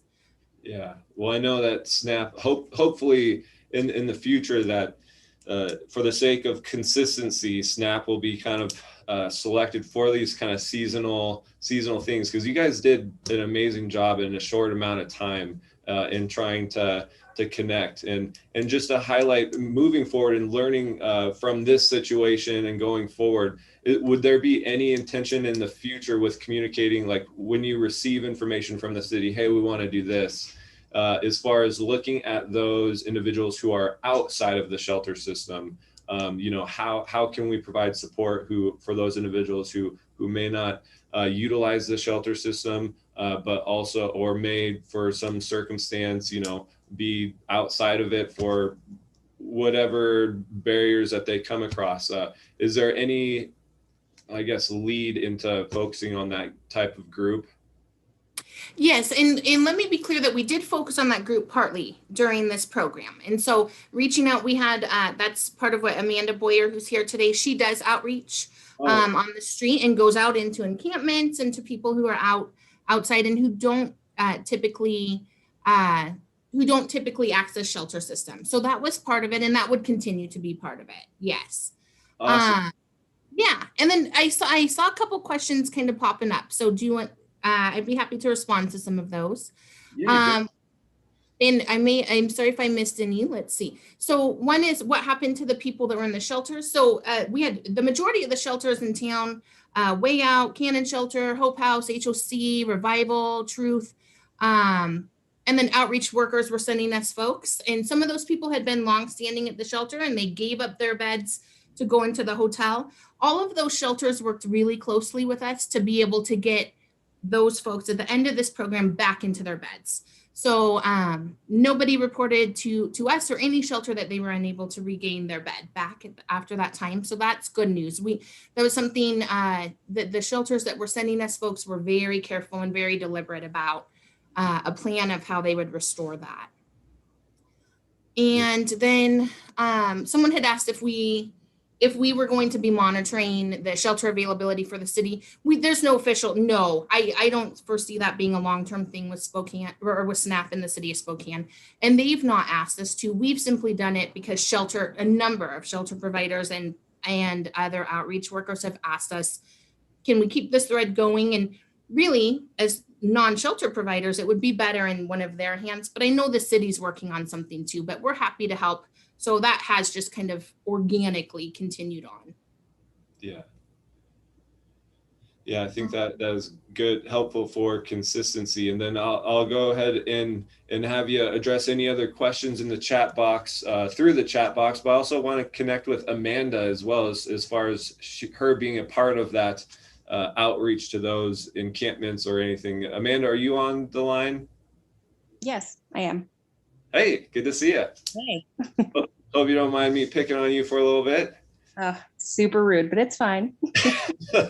Amanda, so what? How was the experience with you as far as pursuing those, not in the shelter system? It went really well. My focus was on the Spokane Valley because I am county outreach. So I had about 7 individuals that we put into the hotels, and then referred the other ones into shelter. Anyone that was interested. There was a lot of people that declined going in, either the hotel or the shelters. Yeah. So that, that's a missing part that I think, we need to discuss a little bit more, that there are people out there that did not want to engage. So, that's their decision to make. We can't force them to go in and stay warm and stay safe. So it went well. I mean, a lot of people were interested. So it went really well from an outreach standpoint. Awesome. Thank you so much, Amanda, for taking that head on. And I think at that point too, Rick and Virginia Clark, are you guys on the line as well? I know that you guys had a little support that you provided for those 100 and was it 160? I can't remember. We 107 total clients. 107. So Rick, are you on the line? I am here with my best friend, and she also happens to be my wife. Awesome. Can you give us a little insight as far as what kind of your approach and kind of what sparked? I saw your Facebook video that you put up in as far as the fundraising for getting some meals and everything. So what did that look like? Yeah, so it was a really fun day. I actually was in communication with 3 Amandas on the same day. It was the 2 Amandas in here, and then I was talking to another Amanda from a totally different organization. So it was a big Amanda day. And I was really, really excited when they reached out and said, we're doing this. Is there anything you can do? With all of the messages in my inbox, I'm so glad that I read that one because I can't always get to all of them. And so we went on to the Spokane quarantine page. If you don't know what that is, it's a page of about 30,000 very dedicated community members who have decided to roll up their sleeves in this pandemic and get busy. And I don't know how else to explain it. It really is truly an amazing group of people. I've probably deleted 2 comments in a year where people got squirrely. If you can imagine having a Facebook page with 30,000 people and everyone gives each other grace and love. If you're not in that group, you're severely missing out. So I suggest getting in there because it's the best of humanity. And so we just threw out, hey, we've got this opportunity to feed some people at a hotel that would normally be outside freezing to death. And you guys, in 6 hours, we raised over $11,000.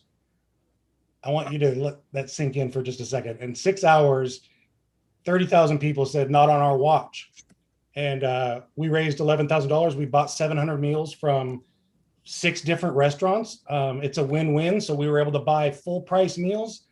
Every restaurant owner I've worked with over the last year has tried to slip in free sodas or give me a deal. And I actually get into arguments with them. I want them to take all my money. And so it's to support the restaurant industry, but at the same time, these amazing meals that people might not normally get to experience are going straight to people who desperately need them. And so I'm just super glad to be a part of it. I work best under pressure. If you give me something and we knock out things in 2 hours, I do much better at that than planning for months and months to do something. So the fact that we pulled this off so quick, the mayor left me a voicemail, the mayor texted me twice. It was definitely something that we've proven we can do in a heartbeat. So I'm on board in the future. If we do anything like this again, we can definitely tap into a bunch of people who they want to know how they can volunteer or how they can give. And when they get to see their money go directly that second out to these wonderful causes, it's something that's people are really drawn to. So, I mean, I could talk forever about the entire experience, but overall, it was the best of humanity. It was in the middle of darkness, this light comes in, and I say light attracts light, but when people start doing these things, it attracts other people. They want to know, what are you guys doing? Why is this happening? And so we're creating a new kind of community out of the ashes. And I'm just so honored to be right front and center in this part of it. Yeah. And has that sparked, having that outpouring response, has it sparked anything as far as moving forward and kind of ideas for future support scenarios, basically? I mean, just the other day, 450 people drove out to Newman Lake, and we dropped $14,000 on Chase Honey Company because they were struggling. And so nothing is off the table, you guys. I'm telling you, we raised $20,000 for Meals on Wheels. They said they've never, ever experienced that in their lifetime of doing their Cupid thing that they do during Valentine's Day. And I mean, I could write a book. It could go on and on and on of what we've done in that group. But I just want you guys to know that, you know, communicating things properly, you will be amazed at what comes out of it. And so I'm just really excited about the future, which is weird because this has been the worst year of our entire history, right? And then also the best year I've ever seen in the ways of humanity. So it's a really strange thing for me to say that, but it really is truly a blessing. And Spokane is putting other cities, you know, we're showing people that together we can actually do the things that we used to talk about doing. Oh, if only everybody could donate $1, we could do all this. Well, now there's people doing that, and we can actually do some good things. So yeah. Well, thank you so much, Rick. Oh, Virginia. So what we also do is team up with other agencies, because it really is important that we work all together. And so a lot of times we've teamed up with the shelters to give these meals to all shelters. So like Rick said, we can't get to every message, but please email us directly and we will definitely try our best, because the communities, without these agencies, we can't do it. Yeah, that is definitely true. We can't do it alone. We got to bring all these fragments together. So thank you so much for doing what you do. And then also thank you to Amanda, and then the other Amanda. I'll leave the snap closing remarks with you if you have anything. I think our closing remarks would just be thank you to everyone that participated. We are so thankful to Spokane Corn Team and Rick Clark, that it was amazing. So thankful to the shelters that chose to participate, and we had, you know, other community members called and said, hey, can I bake cookies, or what, you know, that had bakeries, or what can I do? And it was an amazing thing to see the community pull together. So for those of you that supported us and just the supported saving the lives of people is all that we were looking to do. It was incredible. So thank you, those of you that were a support and that were able to participate. Awesome. Thank you so much. All right. I am excited again for another opportunity to have a presenter. We have a couple of them coming from the Hope House and Volunteers of America, who are going to be giving us an update on this awesome building that's being built on 3rd Avenue. Is the Volunteers of America, Heather, and also Ray Ann available? Yes. Hi, Robert. It's Heather here. I'll go first with the shelter update. Perfect. So as many of you may have seen, if you've driven on West 3rd recently, we are building a brand new building. It will actually have 2 programs hosted there. I'll be talking about the shelter component, which is on the 1st floor. Anybody that's toured the old Hope House knows that it was really small and not ever intended to be a shelter. So we, in the last 2-3 years, have developed with participant feedback what a great shelter would look like. So we'll be expanding from 36 beds, which we typically offer the community, to 80 emergency shelter beds, and expanding our respite program from 8 beds to 22 beds. And we should be in that shelter space by April 26th. So we'll move over a little bit earlier than that, get everything set up, and then first night that the participants will stay there is the 26th. We actually have a wonderful opportunity for the first couple months to be hosting part of the new young adult shelter. So that's part of our youth programs here at Volunteers of America. So we'll reserve most of our additional respite space to serve 18 to 24-year-olds, and then have youth-centric case management available to them. We'll continue to offer our community health work and our housing resource specialist to all the shelter guests. We hope to expand our support services, and we're also working on ensuring that we can continue to offer some of our services like peer recovery support groups, domestic violence advocacy, and behavioral health units on site. Yeah. And Heather, can you talk a little bit about this expansion of respite beds? I mean, 14 bed increase, that's pretty awesome. as far, and respite meaning like it's different setting than a skilled nursing facility respite. So everyone keep that in mind as well. But also Yeah. the respite within the Hope House, what does that look like? Yeah, so currently we're taking referrals from Molina Healthcare, Providence, and Chaz Denny Murphy Clinic. And individuals that are referred to respite have access to a separate kind of quieter space in the shelter. We also coordinate with Providence visiting nurses to provide health services on site. And by the time we get to the shelter, we'll be rolling out our behavioral health unit here at Volunteers of America to be providing mental health supports as well. And so really we do a lot of wraparound services for those individuals. We make sure that we're working on housing because we know that's a determinant of health, and getting them connected to primary care and specialty care so that they can start their recovery process. Yeah, that's awesome. That's such awesome news to have that support. Well, thank you, Heather, for that update. Rayanne, are you on the line? Yep, I'm here. Hey. Okay. So as Heather said, the shelter's on the first floor. The next 3 floors, so 2, 3, and 4, are permanent supportive housing apartments. They're all going to be studios. They all come with a Section 8 voucher. And then they receive the same services that anybody in our permanent supportive housing does. So we have basically a mini ACT team. So we have a full-time RN that's on our housing team that we partner with Chaz for. Then we have 2 clinicians, mental health clinicians that work through our behavioral health unit. And then we have eviction prevention specialists and case management. So all of those supports will be available to those folks moving in. And then, yeah, we'll just do our best to keep folks housed for as long as possible. You know, we'll start. So this month already, I've started asking SNAP for some referrals. So all of my housing referrals come through the SNAP coordinated entry process. So we've started that. We're starting to determine eligibility and go through. And, you know, the benefit is that we've been through this a couple of times with all of these new buildings. So we've got a pretty ironed out system to get folks through and not lose them. Yeah, we're just determining eligibility right now. We are able to lease up a couple of days ahead of the shelter move. So we'll be right there at the end of April, getting people moved in.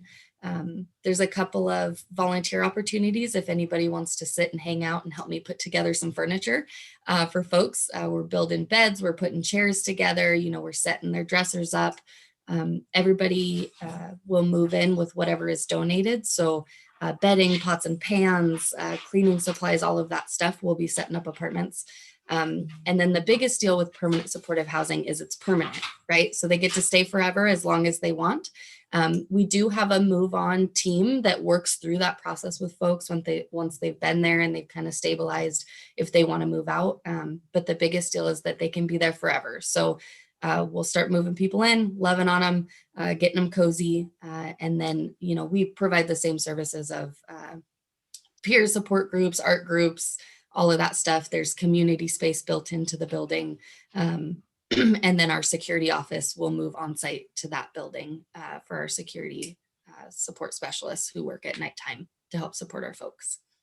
That's awesome. That's amazing. I don't know if you would feel comfortable talking about this, maybe Amanda would, but what does that coordinated entry process look like? And then how do they get access to a coordinated entry assessment?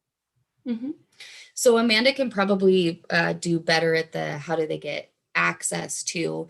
But what happens for all of my permanent supportive housing apartments is, so they take a SPDAT, right? It's a vulnerability assessment. It's a housing assessment to see how vulnerable they are. So permanent supportive housing is the highest intervention that's offered. So we take the folks whose score is the most vulnerable in Spokane County. So what happens right now is I move a little bit slower than some other folks when they request referrals. I only request about 10 or 15 at a time, so I make sure that I don't lose anybody. So what happens right now is I've requested referrals. SNAP sends me the top 15 is who I've requested right now. So they send me the top 15 individuals. most of them have their ID, social security card, that stuff together. If they don't, then it's Volunteers of America's job to attach to them and work with outreach and get those documents. I determine eligibility. So I meet with every person. We figure out, what's your history, what's going on, make sure that you have all of your documents. Catholic Charities is providing the management of the building. So then they'll go through the Section 8 process and tax credit and all of that paperwork. And then we just stick with them the whole time and get them moved in. So for the most part, it should be a pretty quick process. My dream right now, after doing it one time, is to have everybody assessed and determined eligible before the building opens, so that we can get people in really fast, April and May. I would celebrate in the community if we could get all 60 people moved in the month of May. That's kind of my big dream, is to have that done. Yeah, they just get an assessment and then they start working with me. If you have anybody, there's still time to do those assessments and see where they're at, through that process. And that's usually they work with an outreach worker in the shelter to move straight in. There is no, if you can get through and get a Section 8 voucher, you will not be denied. There's no criminal record is really non-existent. The only things that typically will disqualify you is a lifetime sex offense or pretty significant like arson. But I appeal everything. So in all my years with, having the Merrily open, we've only ever not been able to house one person, and we were able to house them somewhere else. So most of the folks who come through to us, I have no doubt that they'll be able to receive housing quick and fast and appropriately and with care and with some love. Yeah, that's awesome. And Amanda, could you kind of talk about the access to the coordinated entry assessment, since that seems to be a pretty vital component to this permanent supportive housing? Amanda? Still on? All right, well, maybe we could get an update next month as far as how SNAP is providing that access to coordinated entry assessments. But thank you so much. Oh, I see Amanda. So sorry, I got a phone call, but I did hear you. I would love to talk more about it next month. We have Ariel is moving on, and she's our SHCA lead. So we are hoping to get someone in that position. If anyone's looking for a job and wants to put their name in the hat, I'll have that job posted very soon. But yeah, we can talk more about SHCA next month if you guys want to do that. Perfect. Yeah, we'll definitely get you on the agenda. I feel like that's a pretty big component. So yeah. Awesome. Well, thank you, Amanda, and thank you, Rayanne and Heather, for giving us that update. Any closing comments from Rayanne or Heather about what's going on over there? I just think if anybody wants to help, just email Heather and I. We're looking for lots of volunteers right now. To make sure that when they walk in, it is all set up and ready to go and they just feel comfortable and safe. So if anybody wants to volunteer, just reach out to us. But hopefully it goes quickly and swiftly, and we're expecting bumps, but we're hoping for the best.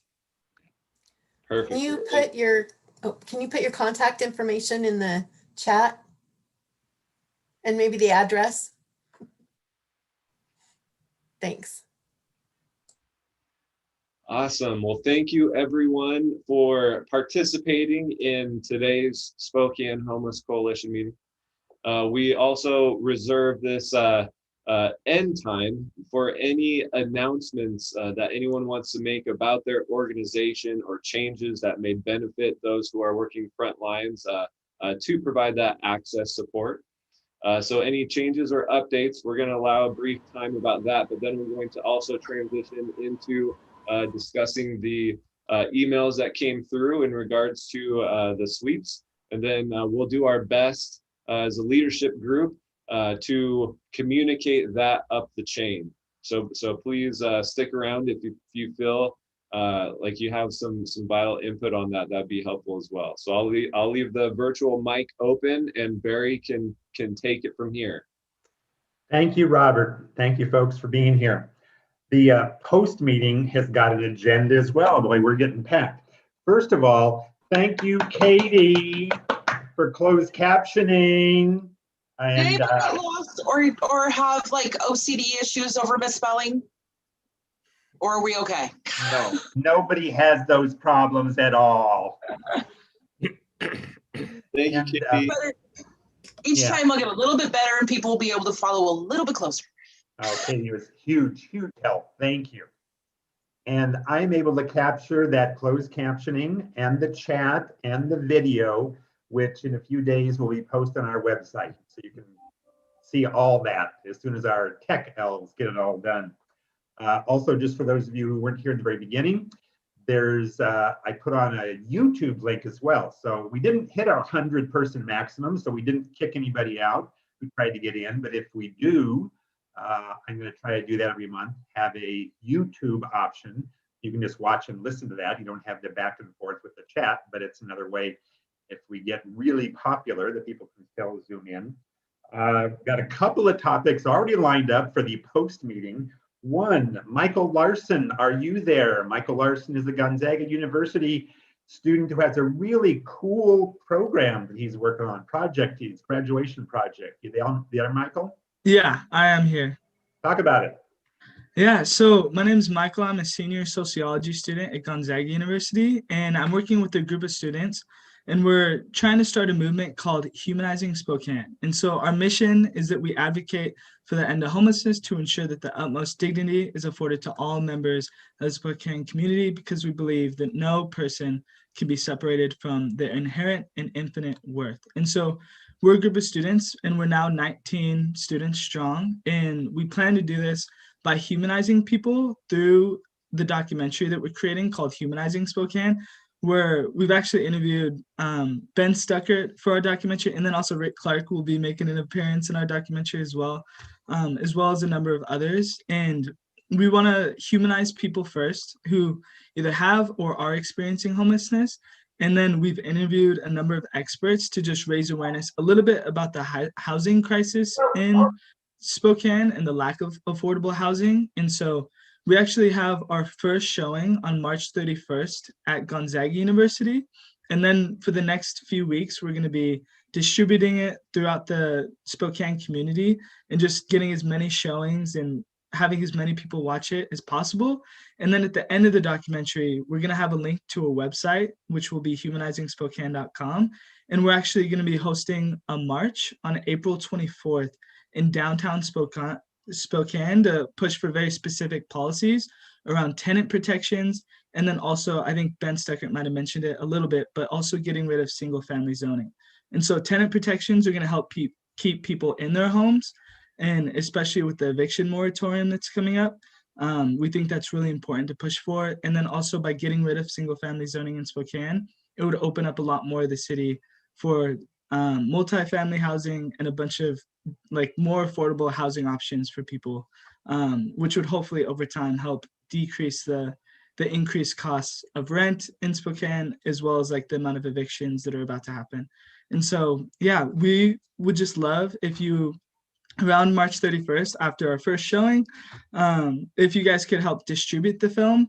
And then also if you could collect people to show up at our march on April 24th as well.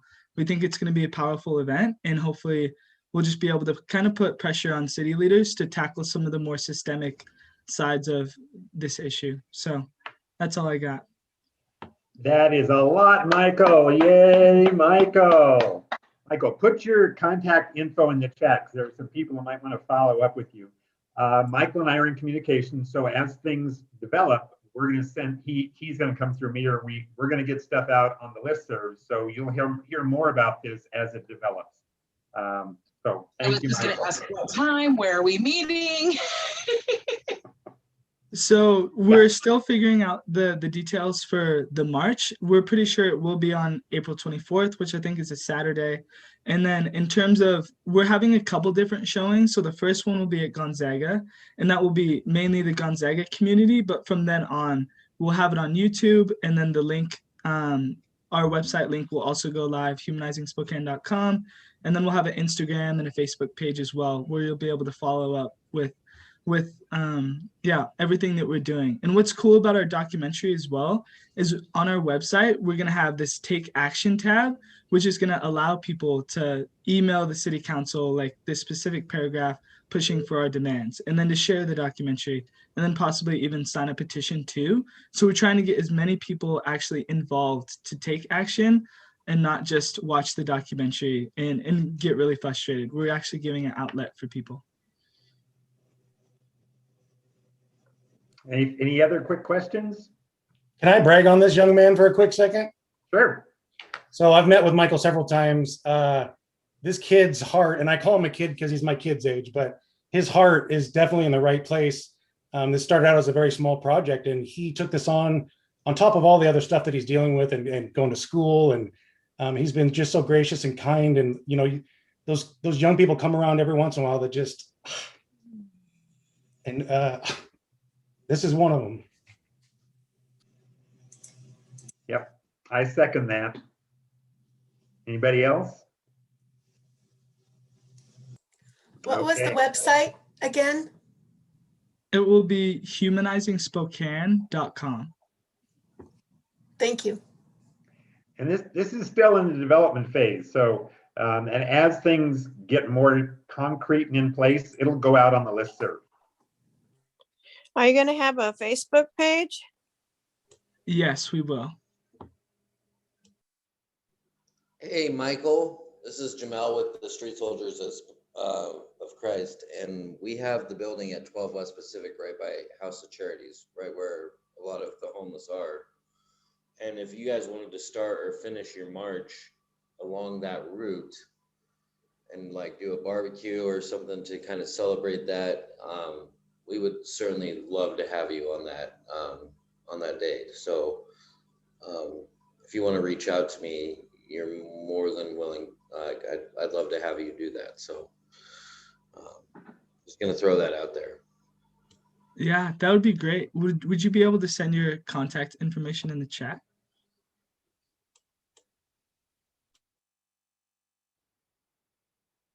I'm sure he will. Anybody else? Anything for Michael before we go on? I just got to say, Michael, you're amazing. I love what you're doing. And I think there's a lot, I mean, honestly, it'd be kind of fun to do the march downtown by different areas where a lot of like Jamel was talking about, and, you know, there's Cat right downtown. There's different things that could almost be like stopping points to be able to show, you know, this is what is actually happening. And it'd be interesting to almost have a plotted way to go to do that march to show what our community is already doing and how much help we still need. And just one start for that is that the handout that's on the city website that Snap creates, that shows all the different resources downtown. I mean, it's like there's a map created for you already. And if you don't have that, I can send it to you. Yeah, that'd be helpful, Barry, if you could send that over. And yeah, we have a March team of 6 students who are working on planning that. And so definitely we'll be reaching out to Jamel, and then we'll take a look at that map too, to figure out different ways that we could stop along the march and just talk about some of the nonprofits who are doing some really great work in the city. Hey, Michael, my name is Dale Brees, and I'm on the Continuum of Care Board. And is there any way we could include the Spokane Valley?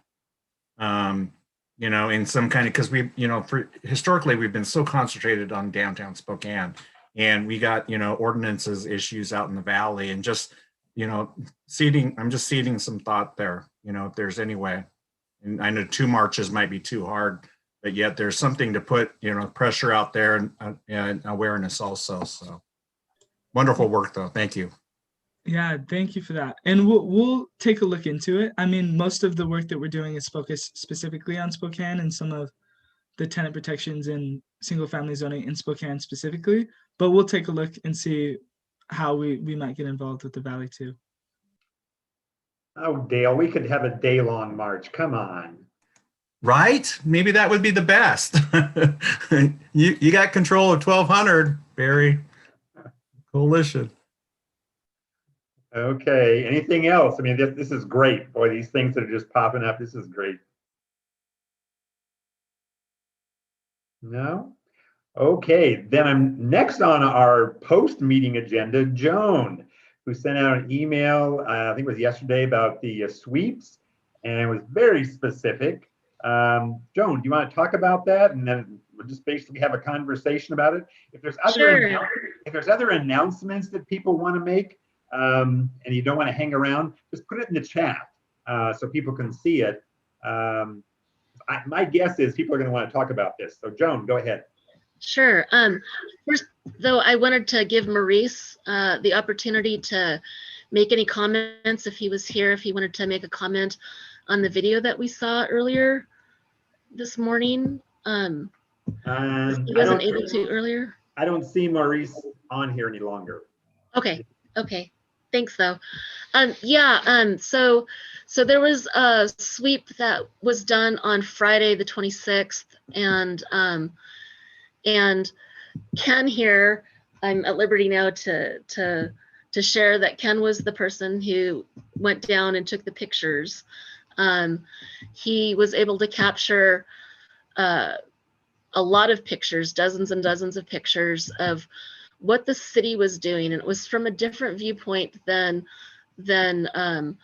what we've normally seen. Normally the folks who are kind of documenting what's going on, they're focused more on the actual people living on the streets and putting a face on their stories. But what Ken did was he focused his camera on what the city crews were doing, and captured those images of sleeping bags and tents and all sorts of life-saving gear being tossed into their dump trucks. And then I put notations on those pictures to explain what you were looking at, and then shared those on Facebook. And so the first round went out Friday night, and I sent an email to the city with my Facebook posts and some of those pictures. They wouldn't all fit in the email. And I was gonna share it with the coalition at first, but then I decided not to. I thought I'd let the city have a chance to respond to me, which they never did. And so when another sweep happened at the same location yesterday, I did the same thing with the pictures and putting the posts on Facebook. And then when I sent the email to the city last night, or actually, I guess I finished it up this morning, dark 30, I included the coalition in that. And then I got feedback this morning from people in the coalition that they really wanted to see the other pictures and have the other information that I'd sent the city. So earlier during this meeting, I sent that stuff out in a series of 3 emails to you, because the email wouldn't allow me to send all the pictures all at once. I had to break it up into 3 emails. So you should all have those additional emails and pictures in your boxes now. And then I was gonna let Ken talk a little bit from his perspective about what he saw and what his intent is with his picture taking. Briefly, I want to applaud the efforts of the young man doing this project about humanizing Spokane in the face of homeless men and women, and what Rick Clark is doing.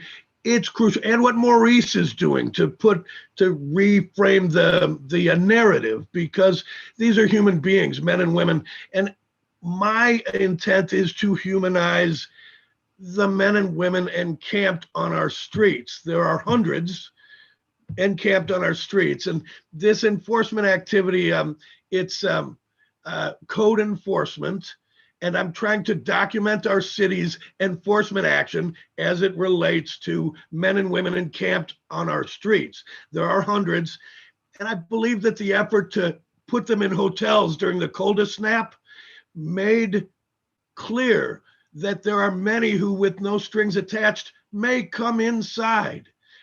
And that's an opportunity to reach out. You get them housed, and you can reach out then to offer other services. And I applaud the Housing First, top-down HUD's approach to homelessness. But I'm afraid that the people don't understand that this is a 5-day-a-week nonstop process happening by code enforcement. And my focus on the materials and the actions of our government, I think, are important in this environment. While we have rising from the ashes, real love and passionate commitment to build a better day and a better way forward, what we have in action from our city government and from governments all over the country right now is still the same old enforcement efforts to sweep out of sight this blight that is life-saving gear, sleeping bags, tents, tarps, whatever, men and women, among the hundreds of those encamped outdoors. And I've been among them in the past several years. I came out of homelessness myself after Camp Hope in your town here, where I was blessed to be able to provide some peacekeeping experience that I could bring to bear. I've spent a bunch of time working. I was an ombudsman for the Guardians up till the end of their funding of that piece of their project in their shelters at the end of last year. And what I want to focus on is humanizing the men and women encamped on our streets. Every horrific thing that can be imaginable about them is sadly true, as the same sorts of activities and behaviors that every homeowners association, every middle school, a principal, every HR department is carefully working to screen for, because the American nightmare that erodes our social fabric affects everyone. It's just the men and women encamped on our streets don't have the wherewithal anymore to hide it. So we attack and attack and attack because we don't really want to face all that. And I get that, but I'm trying to document it so that we can maybe get desensitized and realize that this is part of the fabric of America that we need to heal. And I'm trying to get the images of the life-saving gear being removed in the process of our enforcement actions.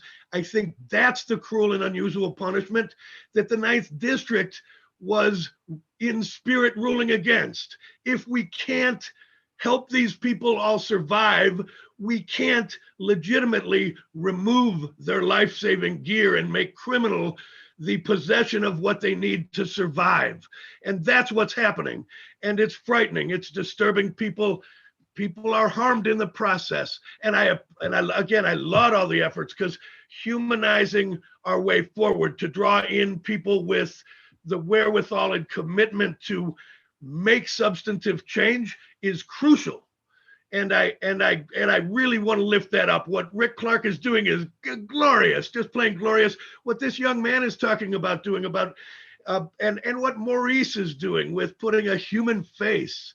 We need to change the narrative and understand it's humanity that we're dealing with.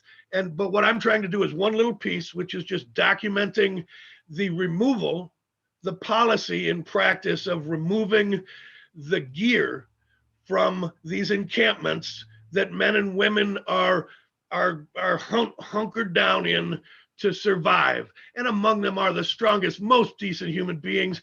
Anyone that does outreach will tell you how enheartening it is to see men and women gathered around, meeting one another's needs, and how that happens in these camps is glorious. And I want to lift that up as a part of the process of humanizing the face of what we're all gathered every month and in our jobs to address, which is our homelessness issue in Spokane. And I'm glad to be doing my little part. Thank you. I just wanted to quickly. Thank you, Joan. You're welcome. I couldn't do it. The work she does, I can't do. I can document. I can grab images. She's really working to make them something that can be received powerfully. And I thank you, Joan. You are a great speaker, sir. Don't ever Yeah. be quiet. You are great. Thank you. Joan and Ken, one thing I think you need a little more of is some passion about what you're doing. It's great. And Let us tell you how we really feel, Barry. yeah, how do you really feel? And Joan, when you're done, you are great. You're both great talkers, but I'd like to hear other folks' response to this. So Joan, Yeah, go ahead we'd and like to finish get your, some finish your questions. comment. But I just wanted to emphasize that beyond the humanizing point of what we're trying to do, there's a huge economic issue going on here, you know, with all of this gear that's been donated to these people, and it's just being confiscated and destroyed and having to be replaced. And it's infuriating. And another aspect of all this that's really important to pay attention to is the health district aspect of this, in that our city does not provide toilets, does not provide any kind of hygiene system for people living on the street, or even trash disposal. I mean, part of what the pictures showed on Friday was they took away a trash receptacle that was on site for people to put their garbage into. They took that away. So there wasn't anything for them to put their garbage into. And especially with this pandemic thing going on, and CDC, you know, recommendations that came out last summer, you know, people are supposed to be allowed to shelter in place, and cities should be providing hygiene systems for them in order to be able to do that. And that should include people who are living on the street. And that's what I wanted to say. Okay, Joan, Ken, excellent. Others on the call, what do you want to say? What's your observations? Go for it. Just unmute and talk.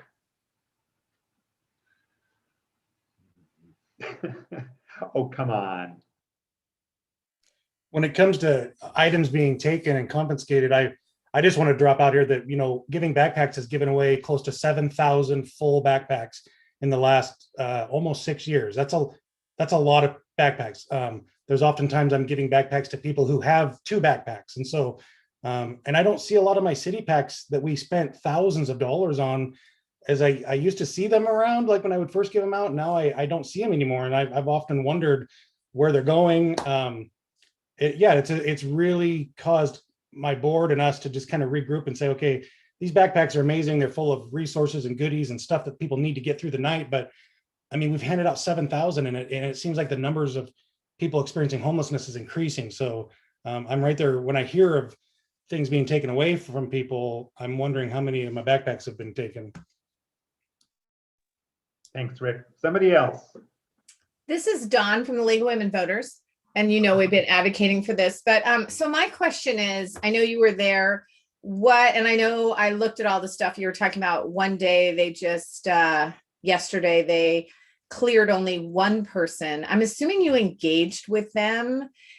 Did they say, oh, I'm just doing my job, or did they cite a law, or like on either one? Like, what was the reason they were was it sit and lie, or I'm just curious how they kind of defended their actions? The police, there was a sergeant on hand, and he's listed in Joan's posting today. He said, among other things, that it's a code enforcement activity, that these people know that they can't be here, they can't be out into the street, they can't be blocking the sidewalk, and that this person knew there was a lot of communication back and forth, and he knew he could not be there. The only one removed, the only camp removed, was the camp of the person not present on site. That's also true about what happened on Friday or last week. Was the only camp removed was the one of the person not presently on site. They also said things to me about 14 shelter beds available yesterday. And it's the first of the month. There'll always be. He said, no, I understand how that works. The cop's explaining, but there's all these shelter beds available. And it's just, I struggle with hundreds of people with all that gear to save their lives and protect their well-being. And the notion of all of them breaking those camps and going for the shelter beds that are available tonight or tomorrow, and how rational it is to have that be how we selectively go about and remove people's camps one at a time or two at a time. And I don't know how the courts haven't weighed in a bunch. I don't know if that answers your question, but that's what I hear from them. Handfuls of shelter beds available, and these people know that they can't be here. And when I asked where can they be, well, there's no place legally, they explained to me. And yeah. What I hear from that, and I'm definitely, on your side, but just because we've studied this, what I hear from that is that they gave them the 48 hours notice, which is what's required, and how they get around. I forget which amendment that is, but it's that, that they've been communicating with them. That's how I hear it. And then they're saying that they're shelter beds, and that's how they get away the 9th cert. So, I mean, I'm in your camp, but I'm saying that that's how they're defending themselves. There was no official notice there was no paper notice. There was an official, this is notice. There was circulating a piece of paper that said on March 4th is beginning some construction project, but there was no official notice of you must leave the premises with dates and any order stamped, nothing. There was official, but perhaps they call notice that they talked to them a couple days ago. I don't know. Yeah, exactly. I mean, it's just good to have all this data to try to. The other thing that doesn't work very well is the shelter availability information, because so maybe the night before there were some shelter beds, but where were those 14 shelter beds? Because they certainly were not posted online on. Rachel Beck collects that information from the shelters that participate in sharing that information. And there were not 14 beds available the night before. And even if there were, that is less than, 10% of all of the available shelter beds. And it also doesn't mean that they're available, right that moment. And there isn't any way to know, because there's only 2 day shelters that are open during the day, and one is Jules, and they're always filled to capacity, and the other one is Cannon, and they don't know until after 3 o'clock in the afternoon whether they're going to have any availability or not, and these actions are happening before 3 o'clock. So where are people supposed to go before 3 o'clock? And the only day shelter really available is Cannon. And it's likely not going to be able to accommodate everyone in that site. Hi, this is Becky Dickeriff. I'm also on Dawn's committee, and a couple of things that I wanted to ask that you mentioned. During our discussions with the city administration, we were told that they were working on setting up a discussion with the people who are directly involved. And we've always heard that they're working on having a coalition of somehow identifying all the empty shelter beds. They're working on a community discussion group. Has anybody in the city ever reached out to you guys? Because we've never seen this happen. Yeah, Barry, I think you've talked with them about the same thing, haven't you? Yeah, Dale, you might be the one that has the most info on that. And I don't think there's much info on it, but do you get anything, Dale? No, it's just that they're developing the tracking system for the beds. Yeah. That's where it's left. And it's like, so if it's in development, how can they enforce? Because that's, I don't understand that. So. Right. And Dawn's the one that really tracks the beds in our group. And she's very cognizant of what are available beds and what are barrier beds. And so we always wonder when they say there are 14 beds, what 14 beds? Are those beds only for women, or only for unmarried, or only for those without pets? Or, there's so many barriers. And we've been told that the police department doesn't concern themselves with those barriers. It's a bed, it's a bed. And I'm going to chime in, for the continuum of care, there's shelter funding that way, you know, and such. Yet there's shelters outside of that funding that the city is actually funding through whatever funding they're finding. And so I think it's beneficial for the community, which, you know, here in the Homeless Coalition, to really, because the city's wanting to take it all on, and because and I don't think that's healthy for the community, because that's an indoctrination to systems as they were. Because it's like, my analogy of life and systems is like, there's the nonprofit world, you know, that can spin like the little dinghy ship, versus the aircraft carrier that takes a long time, like city process. And it's like, you know, through the email chain here, and says, we know we can get people assistance right away. Yes. If you're waiting for the city, it's going to be a long time turnaround.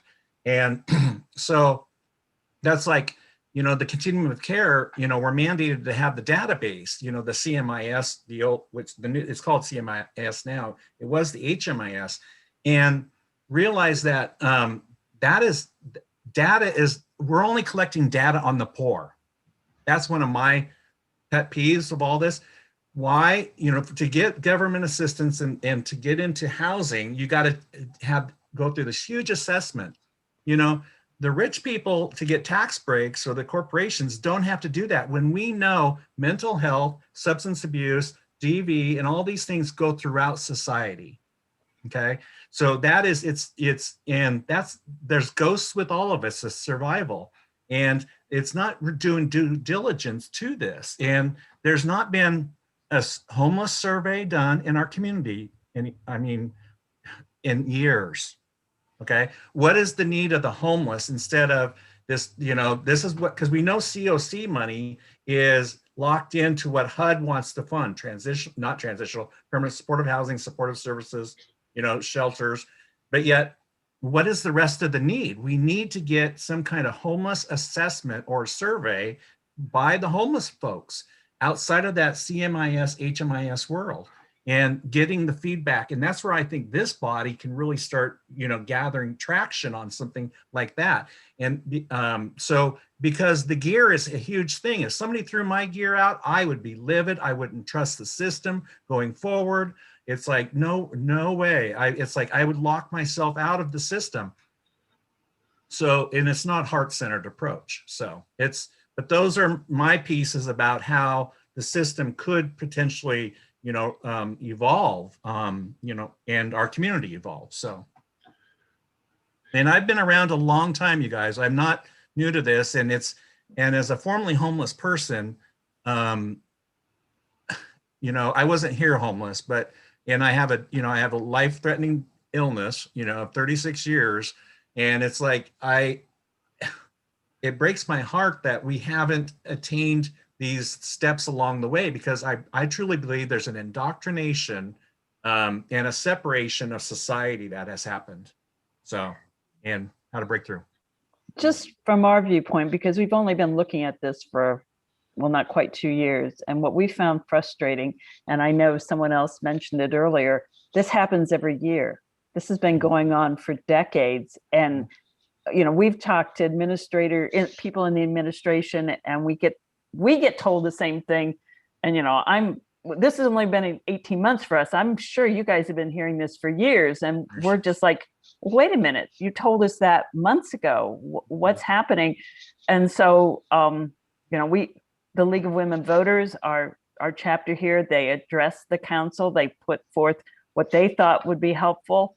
And it just, you know, all we hear is, oh yes, we're doing something, which is what you guys have heard, I'm sure, and how they want to set up a group where everybody should meet together. But then it's kind of like you guys are left out to hang. And now the other question we had was, and I asked Amanda about this because she said she was working with the city, but during the cold snap, all the reports said it was the Spokane Regional Shelter System. Mm-hmm. And we're like, what is that? And I finally discovered that's the mayor of Spokane Valley, the mayor of Spokane, and the one county commissioner. So that's why I was confused, because and you guys saw it and all the media outlet, was that they were giving out hundreds of vouchers. And everybody's like, well, and I think Maurice even mentioned it. If they're giving out hundreds of vouchers, why are we still passing out hundreds of sleeping bags? And then she said, for her group, SNAP, it was 107. So now, and my question to her was, who was she working with? And she said the city. So is the system also giving out vouchers? And that's yeah. Okay, that's what I thought, Mary. Okay, that answers that question. Thanks, you guys. Part of what was kind of revealed in my emails and my posts was that a lot of what the city has been telling us doesn't seem to be based in reality. Like there have been media releases from the city saying that they haven't been doing the sweeps since like November. That's not true. We know that's not true. You know, there was excuses made about the annual point in time count. They weren't going to be, you know, conducting that with folks who were on the street. They were only going to be conducting that inside the shelters because there were concerns about spreading COVID. Well, that makes no sense to me. Where you're going to pick up COVID more likely is inside the shelters where everybody's crammed in there and not outside on the street. And they weren't even wearing masks anyway. The pictures that were taken on Friday, nobody from the city, whether it was police or code enforcement, were wearing a mask. So if they were really that concerned about COVID spread, you know, what's going on there? It doesn't make any sense whatsoever to me. Constructively, the email thread that is sharing real-time bed availability that was put together for this SNAP spearheaded program by the shelter system, that ad hoc activity, it's not rocket science. That's the closest we've had to real-time shelter bed availability being known and published. I wish it were published somehow, because that's what we need. It's not a big, huge, expensive, fancy project. We just need to know what's available where. And that email thread can achieve that easily. And it sounds like it had been in an emergency. Well, it's an ongoing emergency. And the entry into the marketplace of the League of Women Voters, who all my adult life I thought were kind of milquetoast, just get out and vote. We'll give you regular voter information. To see you getting teeth on an issue like homelessness is such a huge blessing. League of Women Voters, yes. This is an issue that will be dealt with now. Thank you. I have to tell Ken that we kind of laughed because we felt we were kind of allowed in because I thought we were sweet little old ladies. But thank you. But the other question that somebody mentioned about lawyers and attorneys, and we've talked to some of the national lawyer associations, and they all tell us the same thing. They need somebody with standing. So if you guys have somebody with standing, please, you know, point them to the various the homeless. There's several. I can't think of them right off the end. It's the ACLU and Northwest Justice Project, and it's hard to get through to them. And we have a committee member whose husband is an attorney, and I think she finally talked to the ACLU, and they said they don't have a current case in Spokane. And I don't know if she got through the Northwest Justice Project. I feel like she did. It's really hard to contact them, like as an individual, just because you don't have a case.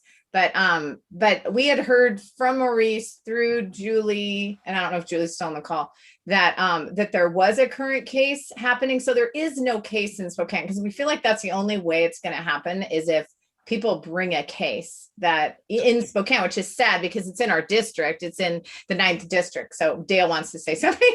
Well, here's a thought. Okay. When somebody hits coordinated assessment, which is funded by HUD, okay, I truly believe that's when fair housing should start laws.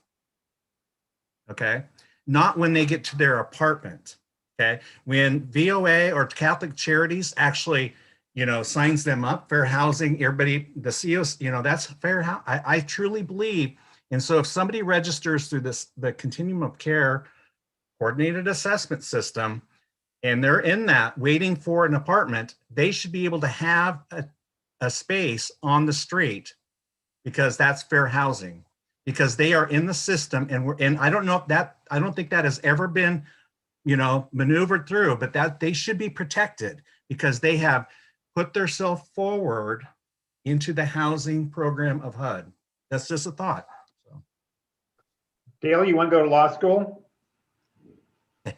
No, we've actually, I'm not saying that always happens, but I talked to the assistant public defender, and I think she's one who told me that often does happen if she knows that someone is waiting like a week or a month or something, that and they're in the system, that sometimes they can get it where they won't get swept, but that doesn't kind of solve the larger issue. I totally agree with you. And I think there are some people like the assistant public defender that talked about that is an issue, but I also think that that there's a larger issue. Is there's a lot of people on the street that the whole housing first thing that and they're not in the waiting because they're still kind of hopeless and they don't, right? And they're kind of in that loss phase. And those are the people that we need to not keep, how we feel as a committee, those are the people we need to not keep sweeping and moving around and traumatizing and taking their stuff. And so I totally agree with you. And I don't think that always happens. That should happen, but that to me is the exception. I think the majority of the people are the people that we need to not keep they've already gone through so much trauma, and then we just keep re-traumatizing. And the one thing I did want to say is when we met with the city and talked about like taking their stuff and that lawsuit that came out of Camp Hope, supposedly I think it's even in the ordinance, they can't take, and I'm not saying this actually happens, but it's in the law that they can't take anything of value. So when you were saying they took like a box, like that is illegal. Like that's where we could have a case. They can't take it, but often, and it's always like a subjective thing. So I kind of get it where if they come on an encampment, which they already shouldn't be sweeping, but let's say they're sweeping it and it's wet or it has feces on it or needles, they can say this is garbage. And but if it's not wet and it's dry, or if it's somebody's personal stuff, or it's a trunk full of stuff, like you can't. And so they're supposedly taking it to the city. They're no longer taking it to a warehouse, like a police warehouse. And then supposedly you can get it back, which I'm not saying any of this is good, but it's when you said there was a box full of stuff, like you can't just take a box, but I'm sure you can, because you can say it's garbage, but that is so upsetting that it was a tent and right. I mean, it's so upsetting that they would take that, because that is of value and technically they can't take it by law. So that first set of pics from Friday, which I only sent out later this morning to you, showed them dumping a bunch of like sleeping bags and tents and things like that. And at first, some of that stuff, it looked like it was just laying out on the sidewalk. Well, that was after they had taken the tent or the tarp down, the shelter down, and the city pulled all that stuff out. And some of the things that they dumped were unopened, dry, duffel bags stuffed full of things. They just pitched it into those dump trucks. But they could have. I mean, I'm hoping that they took it, put it in a dump truck, and it's getting taken to this place. And then technically, I think they're supposed to leave a sheet of paper saying how you get it. I'm not saying they're doing it, but I'm saying that's like the way it's supposed to work. I do believe that the items that, if you saw today's posting, the items that were in the bin, in that yellow and black yellow lidded bin, those are items that they were numbering and putting numbers and letters on those. I believe those are items that will be stored and I don't know how to retrieve them. I did not see any of that. But as far as standing goes, I'm trying to find palpable people, like there are 2 encampments that were removed that I documented. If I get one of those 2, men or women, to step up and say, hey, here's how you can get me, I will be involved. I have an eye towards getting those individuals who are, and if that's what you mean by standing, I'm trying. That's a challenge that's unique in anybody that's been involved in trying to get cases understands the challenge of that, or even trying to get a hold of clients understands the challenge, but we're working So- at that. I hope so. We have some experience trying to coordinate with attorneys, with Camp Hope people. And the problem that everyone was dealing with is folks that initially signed on as plaintiffs in the Camp Hope case, the attorneys couldn't get in touch with them. Their phones were stolen or lost or whatever, and they no longer had any way to get in contact with them. And then the people they were trying to contact didn't know that they were trying to contact them, and didn't know that they should just show up at their office and check in routinely or whatever to find out what was going on. And as time went by, people dropped off of that lawsuit, and it ended up basically being Rich Dahl hanging out there by himself and being the single person who was trying to stand up for everybody else's rights. And then what ended up happening was, the city negotiated and said, well, they made some promises that they were going to make changes, but those changes weren't really negotiated with our side. And they also still have not been implemented. The changes that they said they were going to make still have not been implemented, even though that lawsuit apparently has been closed. We're looking for standards. You We are know. looking for people to stand up. Yeah. with Sherry standards. DeBerg. One thing that's been bothering me is why we don't have more support and involvement by clergy. And I've been poking around at that. I've contacted the Office of Church Engagement at Whitworth and my own pastor, who gave me some suggestions just this morning after seeing Joan's email. I think we've got to put some pressure on the city, and it's got to come from a lot of us, especially people in leadership roles. And I think we need to get more clergy involved in this effort somehow. Chris Snow, your picture just went on. Do you want to say something?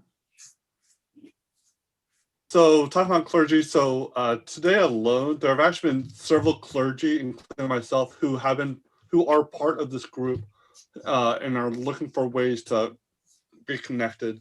And so, yeah, there are actually clergy within the Spokane Homeless Coalition who are looking for ways to get involved. Yeah, so just want to say that. I also wanted to put out there that I'm actually a reverend, but I don't have a church or a congregation. Is there any way you guys could make it a group? Because it seems like if you have a group name, it makes a bigger impact on, the administration. If it's a clergy association, just like with the League of Women, we thought, not that we got anywhere, but we thought it would make more of an impact coming from the league than just from individuals. So the closest thing that I've seen regarding a coalition of pastors and whatnot is that there is, it's hard to get all the clergy in on because different theologies, different viewpoints and different things. So we don't always get along because of that. But there is the The Spokane Alliance, that's what I'm thinking of. Is that what you're talking about? Or no, there's actually a progressive faith leaders group. That There's is a chaplain organization too, like Pastor Deb Conklin and some of the other pastors, like Malcolm Hayworth is on that. But I don't know if they've been like active. There's a Whitworth group. There's the Faith Action Network, which has about 6 or 7 Spokane churches. And yeah, in my time in this role, I have longed for some kind of coalition, email list, listserv among faith community leaders. Because I think there, you're right, Chris, there's a real spectrum of who, would support these kind of things. But I think there's a huge proportion of faith communities and faith community leaders who would say, we're in on this. But there hasn't been a way to get them. And anyway, so I'm not going to say I'm going to get that done, but it's something I'm aware of and trying. There's also the faith leaders of conscience. There are, one of the main people that is involved with that one is Genevieve, Pastor Genevieve over in Spokane Valley is the one that is my main contact with that one. But yeah, we have all these different coalitions doing different things. There isn't just one, because we can't always agree on different things, which is good or bad. But can't you just be people of faith against homelessness and just call you, just make your whole new place? That's making a whole nother group. It's like, how many groups are we already a part of? Yeah. Well, yeah. and I wish it was that easy. And honestly, the Homeless Coalition membership and the email list and such, is it time? Because I'm sitting here going, I'm in awe of this conversation, and I really appreciate everyone taking the time, because it's like there is still energy that we're still trying to evolve into, and I encourage that. And so, is there an opening to go, under the Homeless Coalition, we're going to have this faith committee, okay, or a committee to discuss things past the Homeless Coalition meeting time, okay, which we've just sort of committed. We just did this, and because that's planning that the city can't do, the mayor can't do that, the council can't do that. But in this world of today and technology, we can do this. And I'm finding that across many sectors, and it's choices that, and it's commitments, but yet if we need to think about how the next step would look like for the Homeless Coalition, because the COC is definitely locked down to the singles, the committees and the family subgroups, the youth, the veterans. And so what would it be? Because that's the piece that they can't mimic. They are locked into their 9-to-5 jobs. That's an indoctrination. The rest of us, Jules Helping Hands and such, if we're checking our emails at 8 p.m., that's outside that's real-time heart energy. We're trying to solution focus. City staff aren't doing, I shouldn't say that, they might be doing that, but yet it's like we need to evolve, and so how does that look? Because this is wonderful. Yeah. This is wonderful. So is it possible to make subgroups within the Spokane Homeless Coalition based on our involvement level, or how we are involved?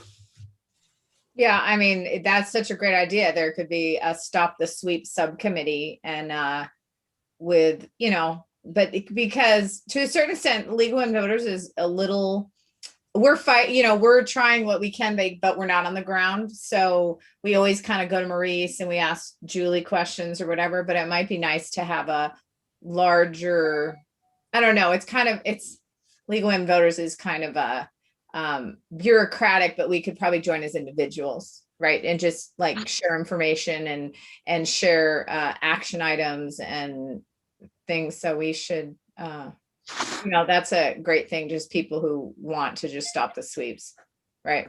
I wonder if the Fig Tree newsletter has the addresses for all of the religious leaders.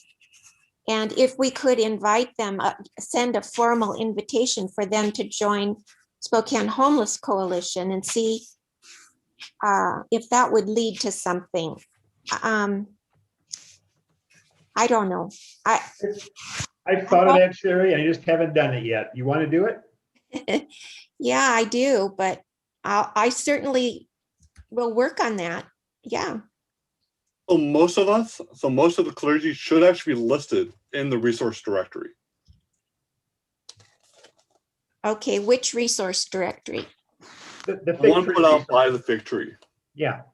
Oh, okay, Malcolm, I got it. Okay. Yeah, Malcolm is the amalgamator of all that, and it's been on my brain to-do list to contact him and basically pitch what we're all just talking about. Like, Malcolm, can you give me emails of all the faith communities you got? Would you be willing to give it to me, or at least allow us to use it to put out a invitation to meet and talk about homelessness?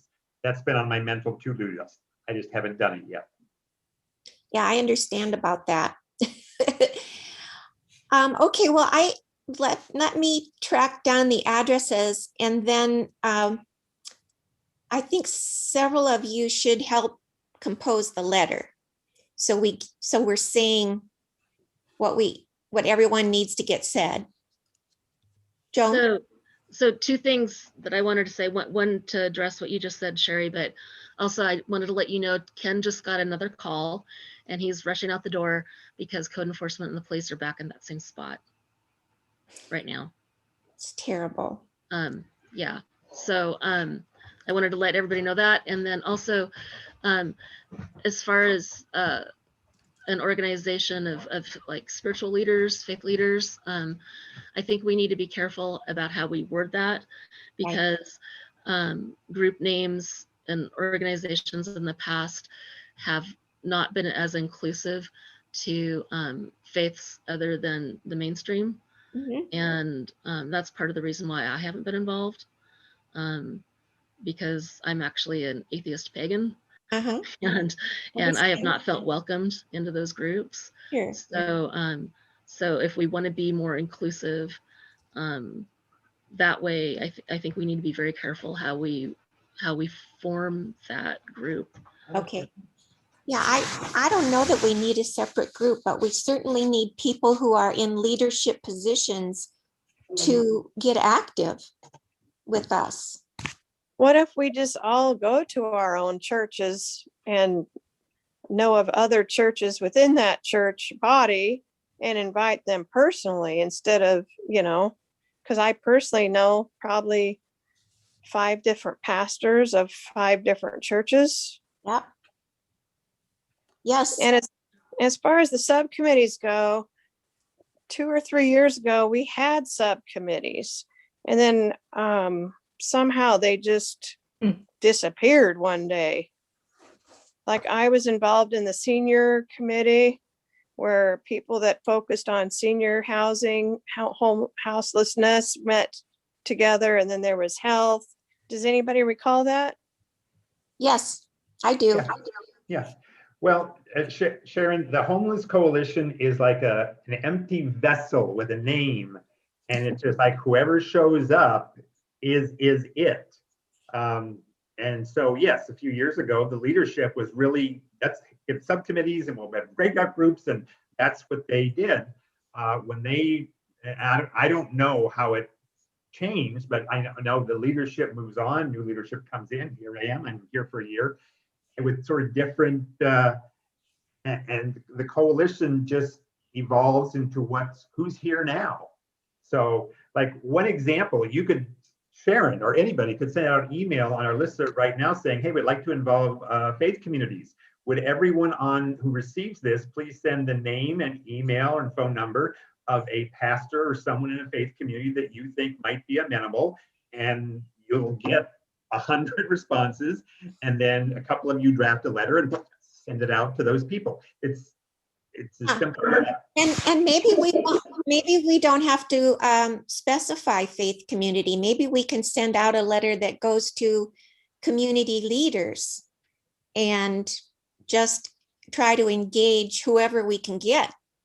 Yes, I like that better. And then, but just have the letter, attach the letter to the email, and then have us email the letter to the people we know. Not the opposite way around, but we email it out. Okay. And also that you host Let's work for you. And the other piece is that, in this world of technology, we can actually, I can open a room if I have a Zoom account or such, and I can open a room and I can invite people in. And so we don't have to wait for the city to open the room or the county. And I invite that because in the world of disabilities, we're doing that. We, it's like, oh, hey, every Saturday morning, I hold a room for, the HIV positive population for 3 hours. I just sit and I nurture my fellow man, and they nurture me back. And it's real time, listening to stories, what's happening. We don't have to wait any longer. We just have to be open to volunteering or being present. And that's what I'm really pushing here is don't, just open a room and say, the letter might say, hey, we're starting to meet. This is our time. Be predictable in your meeting times. And maybe it is after the Homeless Coalition, this half an hour. If Barry has, I think you hold the key to this room, right? And so, but it's like, we, can you have other times available on the platform, Barry? You're on mute. It's my personal account. Okay. And I'm committed to being here. If I ever zoomed away from the coalition, somebody else would show up, I assume, with a Zoom account, and it would go on. Mm-hmm. So why are we inviting them to a different meeting? Why not just invite them to the Homeless Coalition meetings? That's what I think, because these meetings are excellent. Yes, they are. And then they can see the camaraderie. They can see how we come together. 400 organizations. It doesn't get any better than that. Well, I think, agree, just as a response to that, I think, and kind of what Barry was saying, is I see the Homeless Coalition now, which is great. And that's probably the entry point, is the Homeless Coalition as it stands right now is an information sharing. Mm-hmm. So it's not fighting for action, and that's totally fine. It's totally information sharing, and that's what these meetings are for. So it's all kind of and I don't know, Sherry, what you have in mind. It's all, are you looking for just to educate people and to get people like just thinking about it, which is probably what needs to happen first, but eventually you need an action group that actually wants to take action, because that is not what the Homeless Coalition is as it stands now, which is fine. But, so if you just come to this meeting, nothing's necessarily going to change, right? We can change that. Supposedly we're an advocacy group. Yeah, you can, that can be a part. The leadership team, we just try to hold it safely so it'll continue. There were advocacy components that could be a part of it. As the leadership team, we get a little leery of taking a particular stand as the leadership team. There's people in this coalition who won't agree with us. So the leadership tries to stay here, but if people in the coalition wanted to form advocacy and charge ahead, that's a reasonable thing. I think the leadership team would say, sure, you can be in that and do that. Yeah. Oh, yeah. Well, my church was, I would say 50% on board of opening a pop-up shelter, but then they backed out because they just didn't know enough about it. And so I think if they were to have been involved in these meetings, it would have had a different outcome. But it was like kind of last minute in the middle of the snow, and the pastor happened to be out of town, the lead pastor. So it was a lot of moving parts. But I think, this would be the starting point to build those relationships. Right. Well, and that was one of the reasons why I was putting Maurice's videos in our church weekly newsletter, so that people in the privacy of their own home could look at those and start to change, their feelings about it, with the hope that an educated congregation might be able to come to some action. And our church already supports Family Promise and New Hope and Shalom Ministries. So they're pretty educated already. But I think those of us that have home churches can do a lot right there. I guess what I was trying to put across was that it would be nice for a faith-based group to join in a voice with the council and then city administration. Not so much to learn, but to take what they believe is the correct way to treat other humans to the government, because that's where we're not getting anywhere, because they aren't hearing enough people, I guess, because that's why we're not seeing anything happen. We tried to add our league's voice to that process. And we've learned a lot from you guys, but we felt our purpose was taking our power as the voter, as an organization of voters, to the people who are somewhat sensitive to voters. So far, we haven't had enough voting organizations.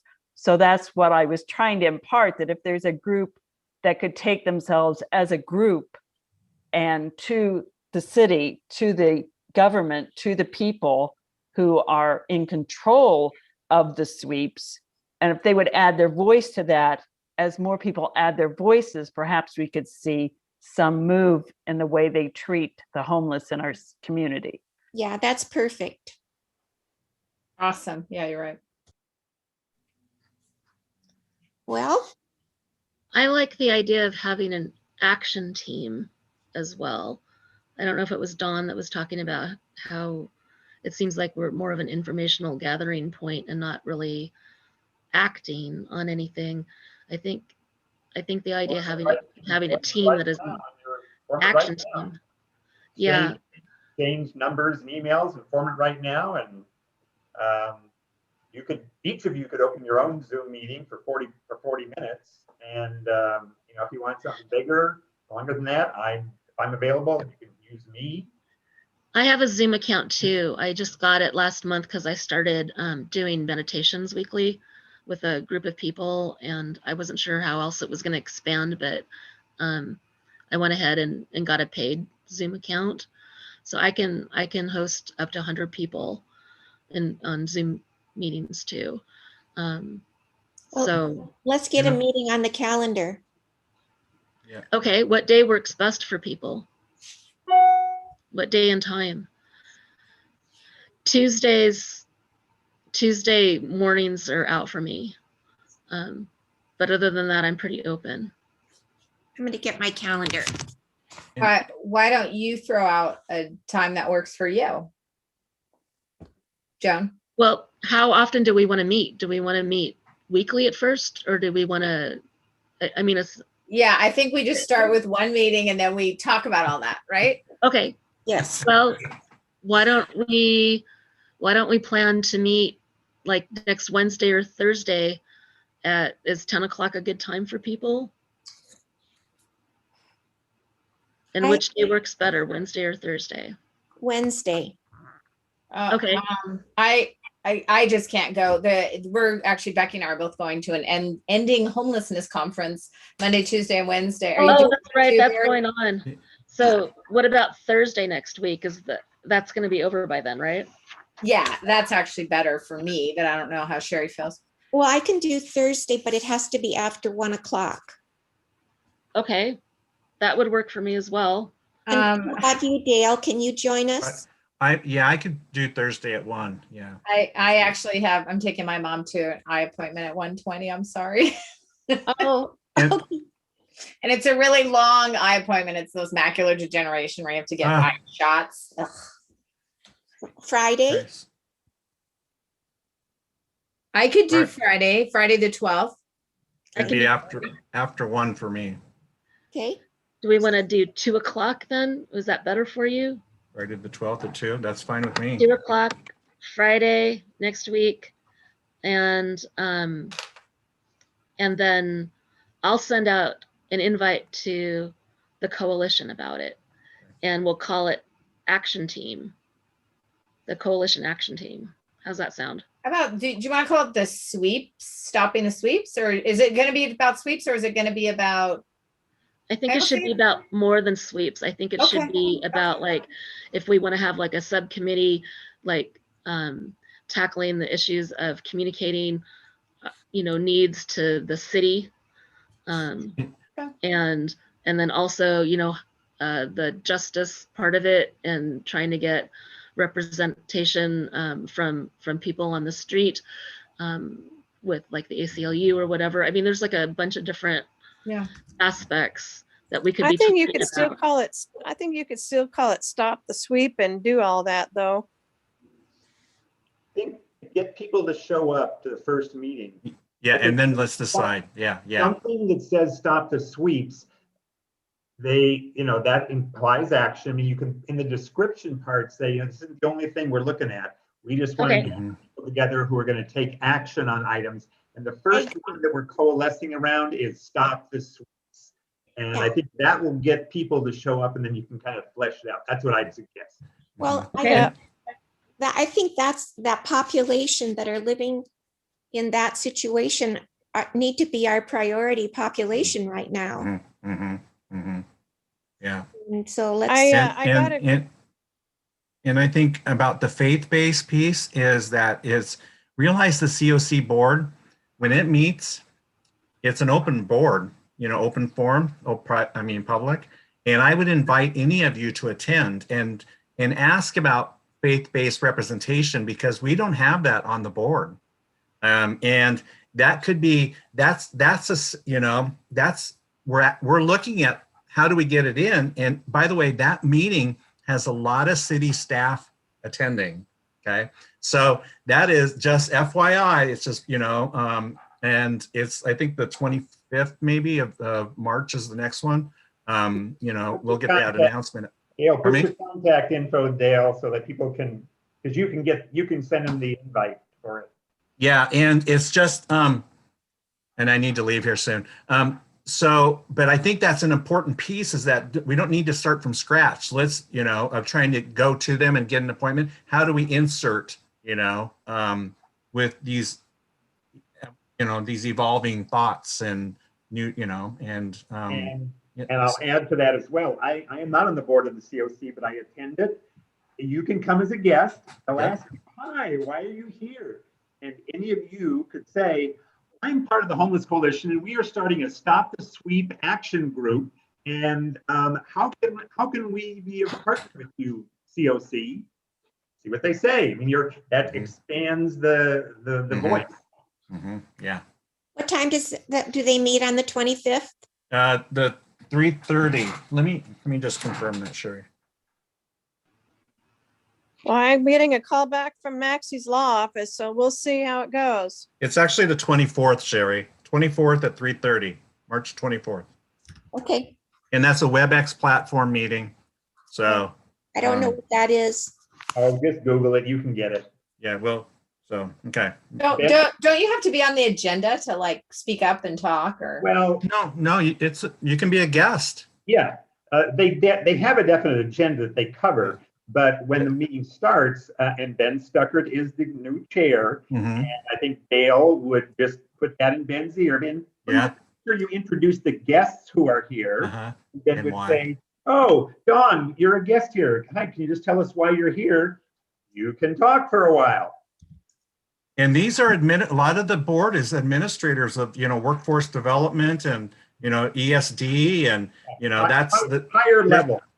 Yeah, there's Valley City Council representative there. It's like, it's an amazing, and I think that may be a place to just really insert it, but plan on the side, like we're thinking next Friday, but yet, let's use what's in place. And because I think time is really critical here, timing. And to try to get in a meeting with them, no, let's just insert ourselves.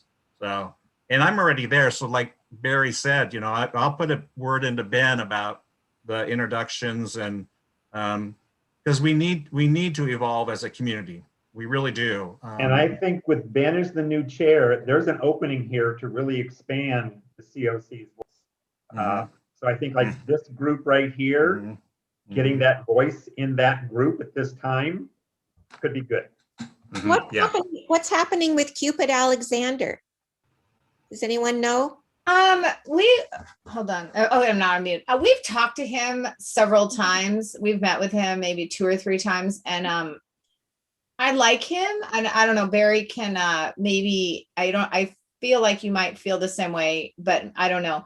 That he'll even say, I'm an executor. I'm not policy. I'm not going to change anything. They tell me what to do and I'm going to do it. So I don't feel, we kind of met with him enough and talked to him about sweeps and day centers. And he was kind of like, yeah, I totally agree with you. But, you need to talk to people who make decisions. I don't really make decisions. I'm an executor. And that's kind of, I don't know if anyone else has met with him. And Barry, if you think that too, or you think that you could change anything, but we kind of got the feeling that you don't really change anything through Cupid. Okay. So I haven't had that conversation, but my entire feeling about the administration is Nadine won the vote. She is on the, there's Ben Stuckert and there's Nadine, two very different views, very different constituencies. It was a close vote, but Nadine won. So the thrust of the administration, including Cupid, who Nadine hired, and including everybody under Cupid, who we deal with constantly with the city, Dale knows them, they work for Nadine.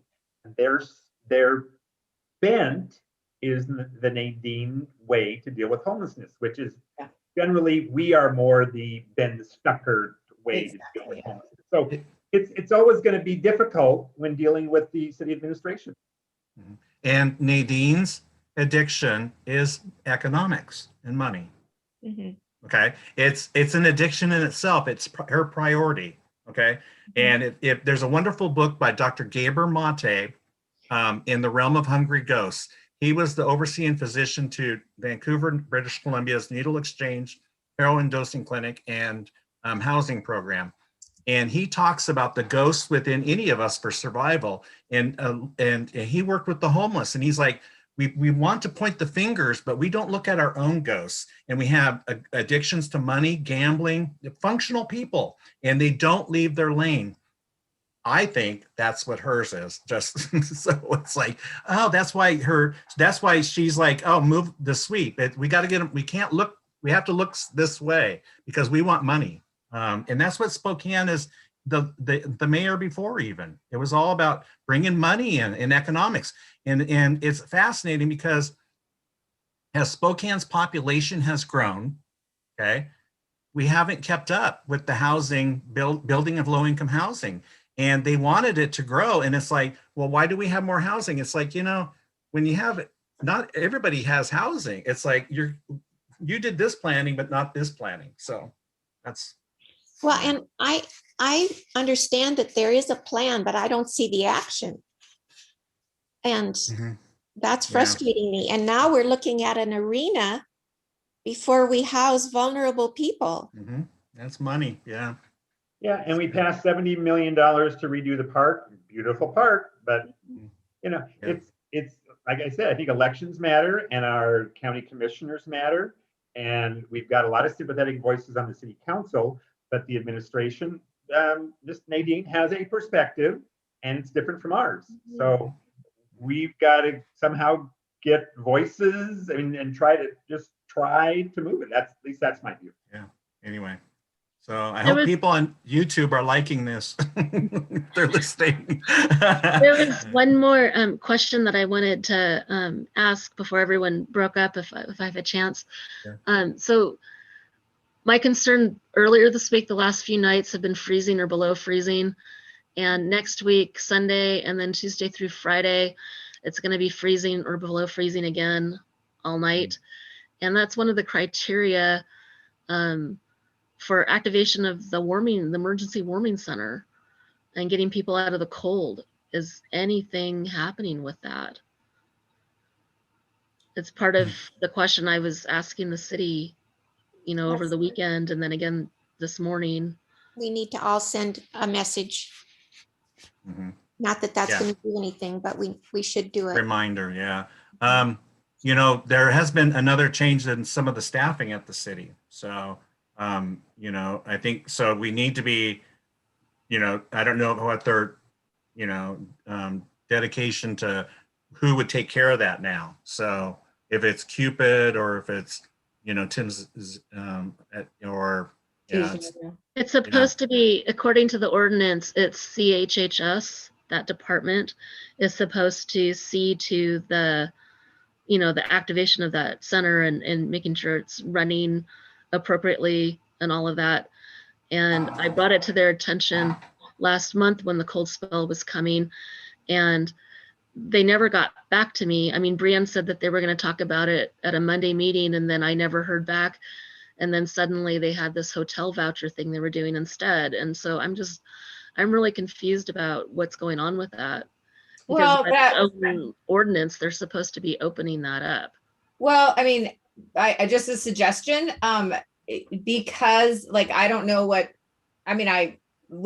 specific ordinance you're talking about, but because you're familiar with it, it would be great if you want to put together a really quick, like couple lines, and then you could put it out on the listserv and ask all 1,300 people to just copy and paste that and tell them who to send it to. Should we send, and I don't know, should we send it to Cupid? Should we send it to Nadine? Should we send it to city council members? But I think if you just put something together and quoted it, I bet you might get a couple hundred people, right? Yeah.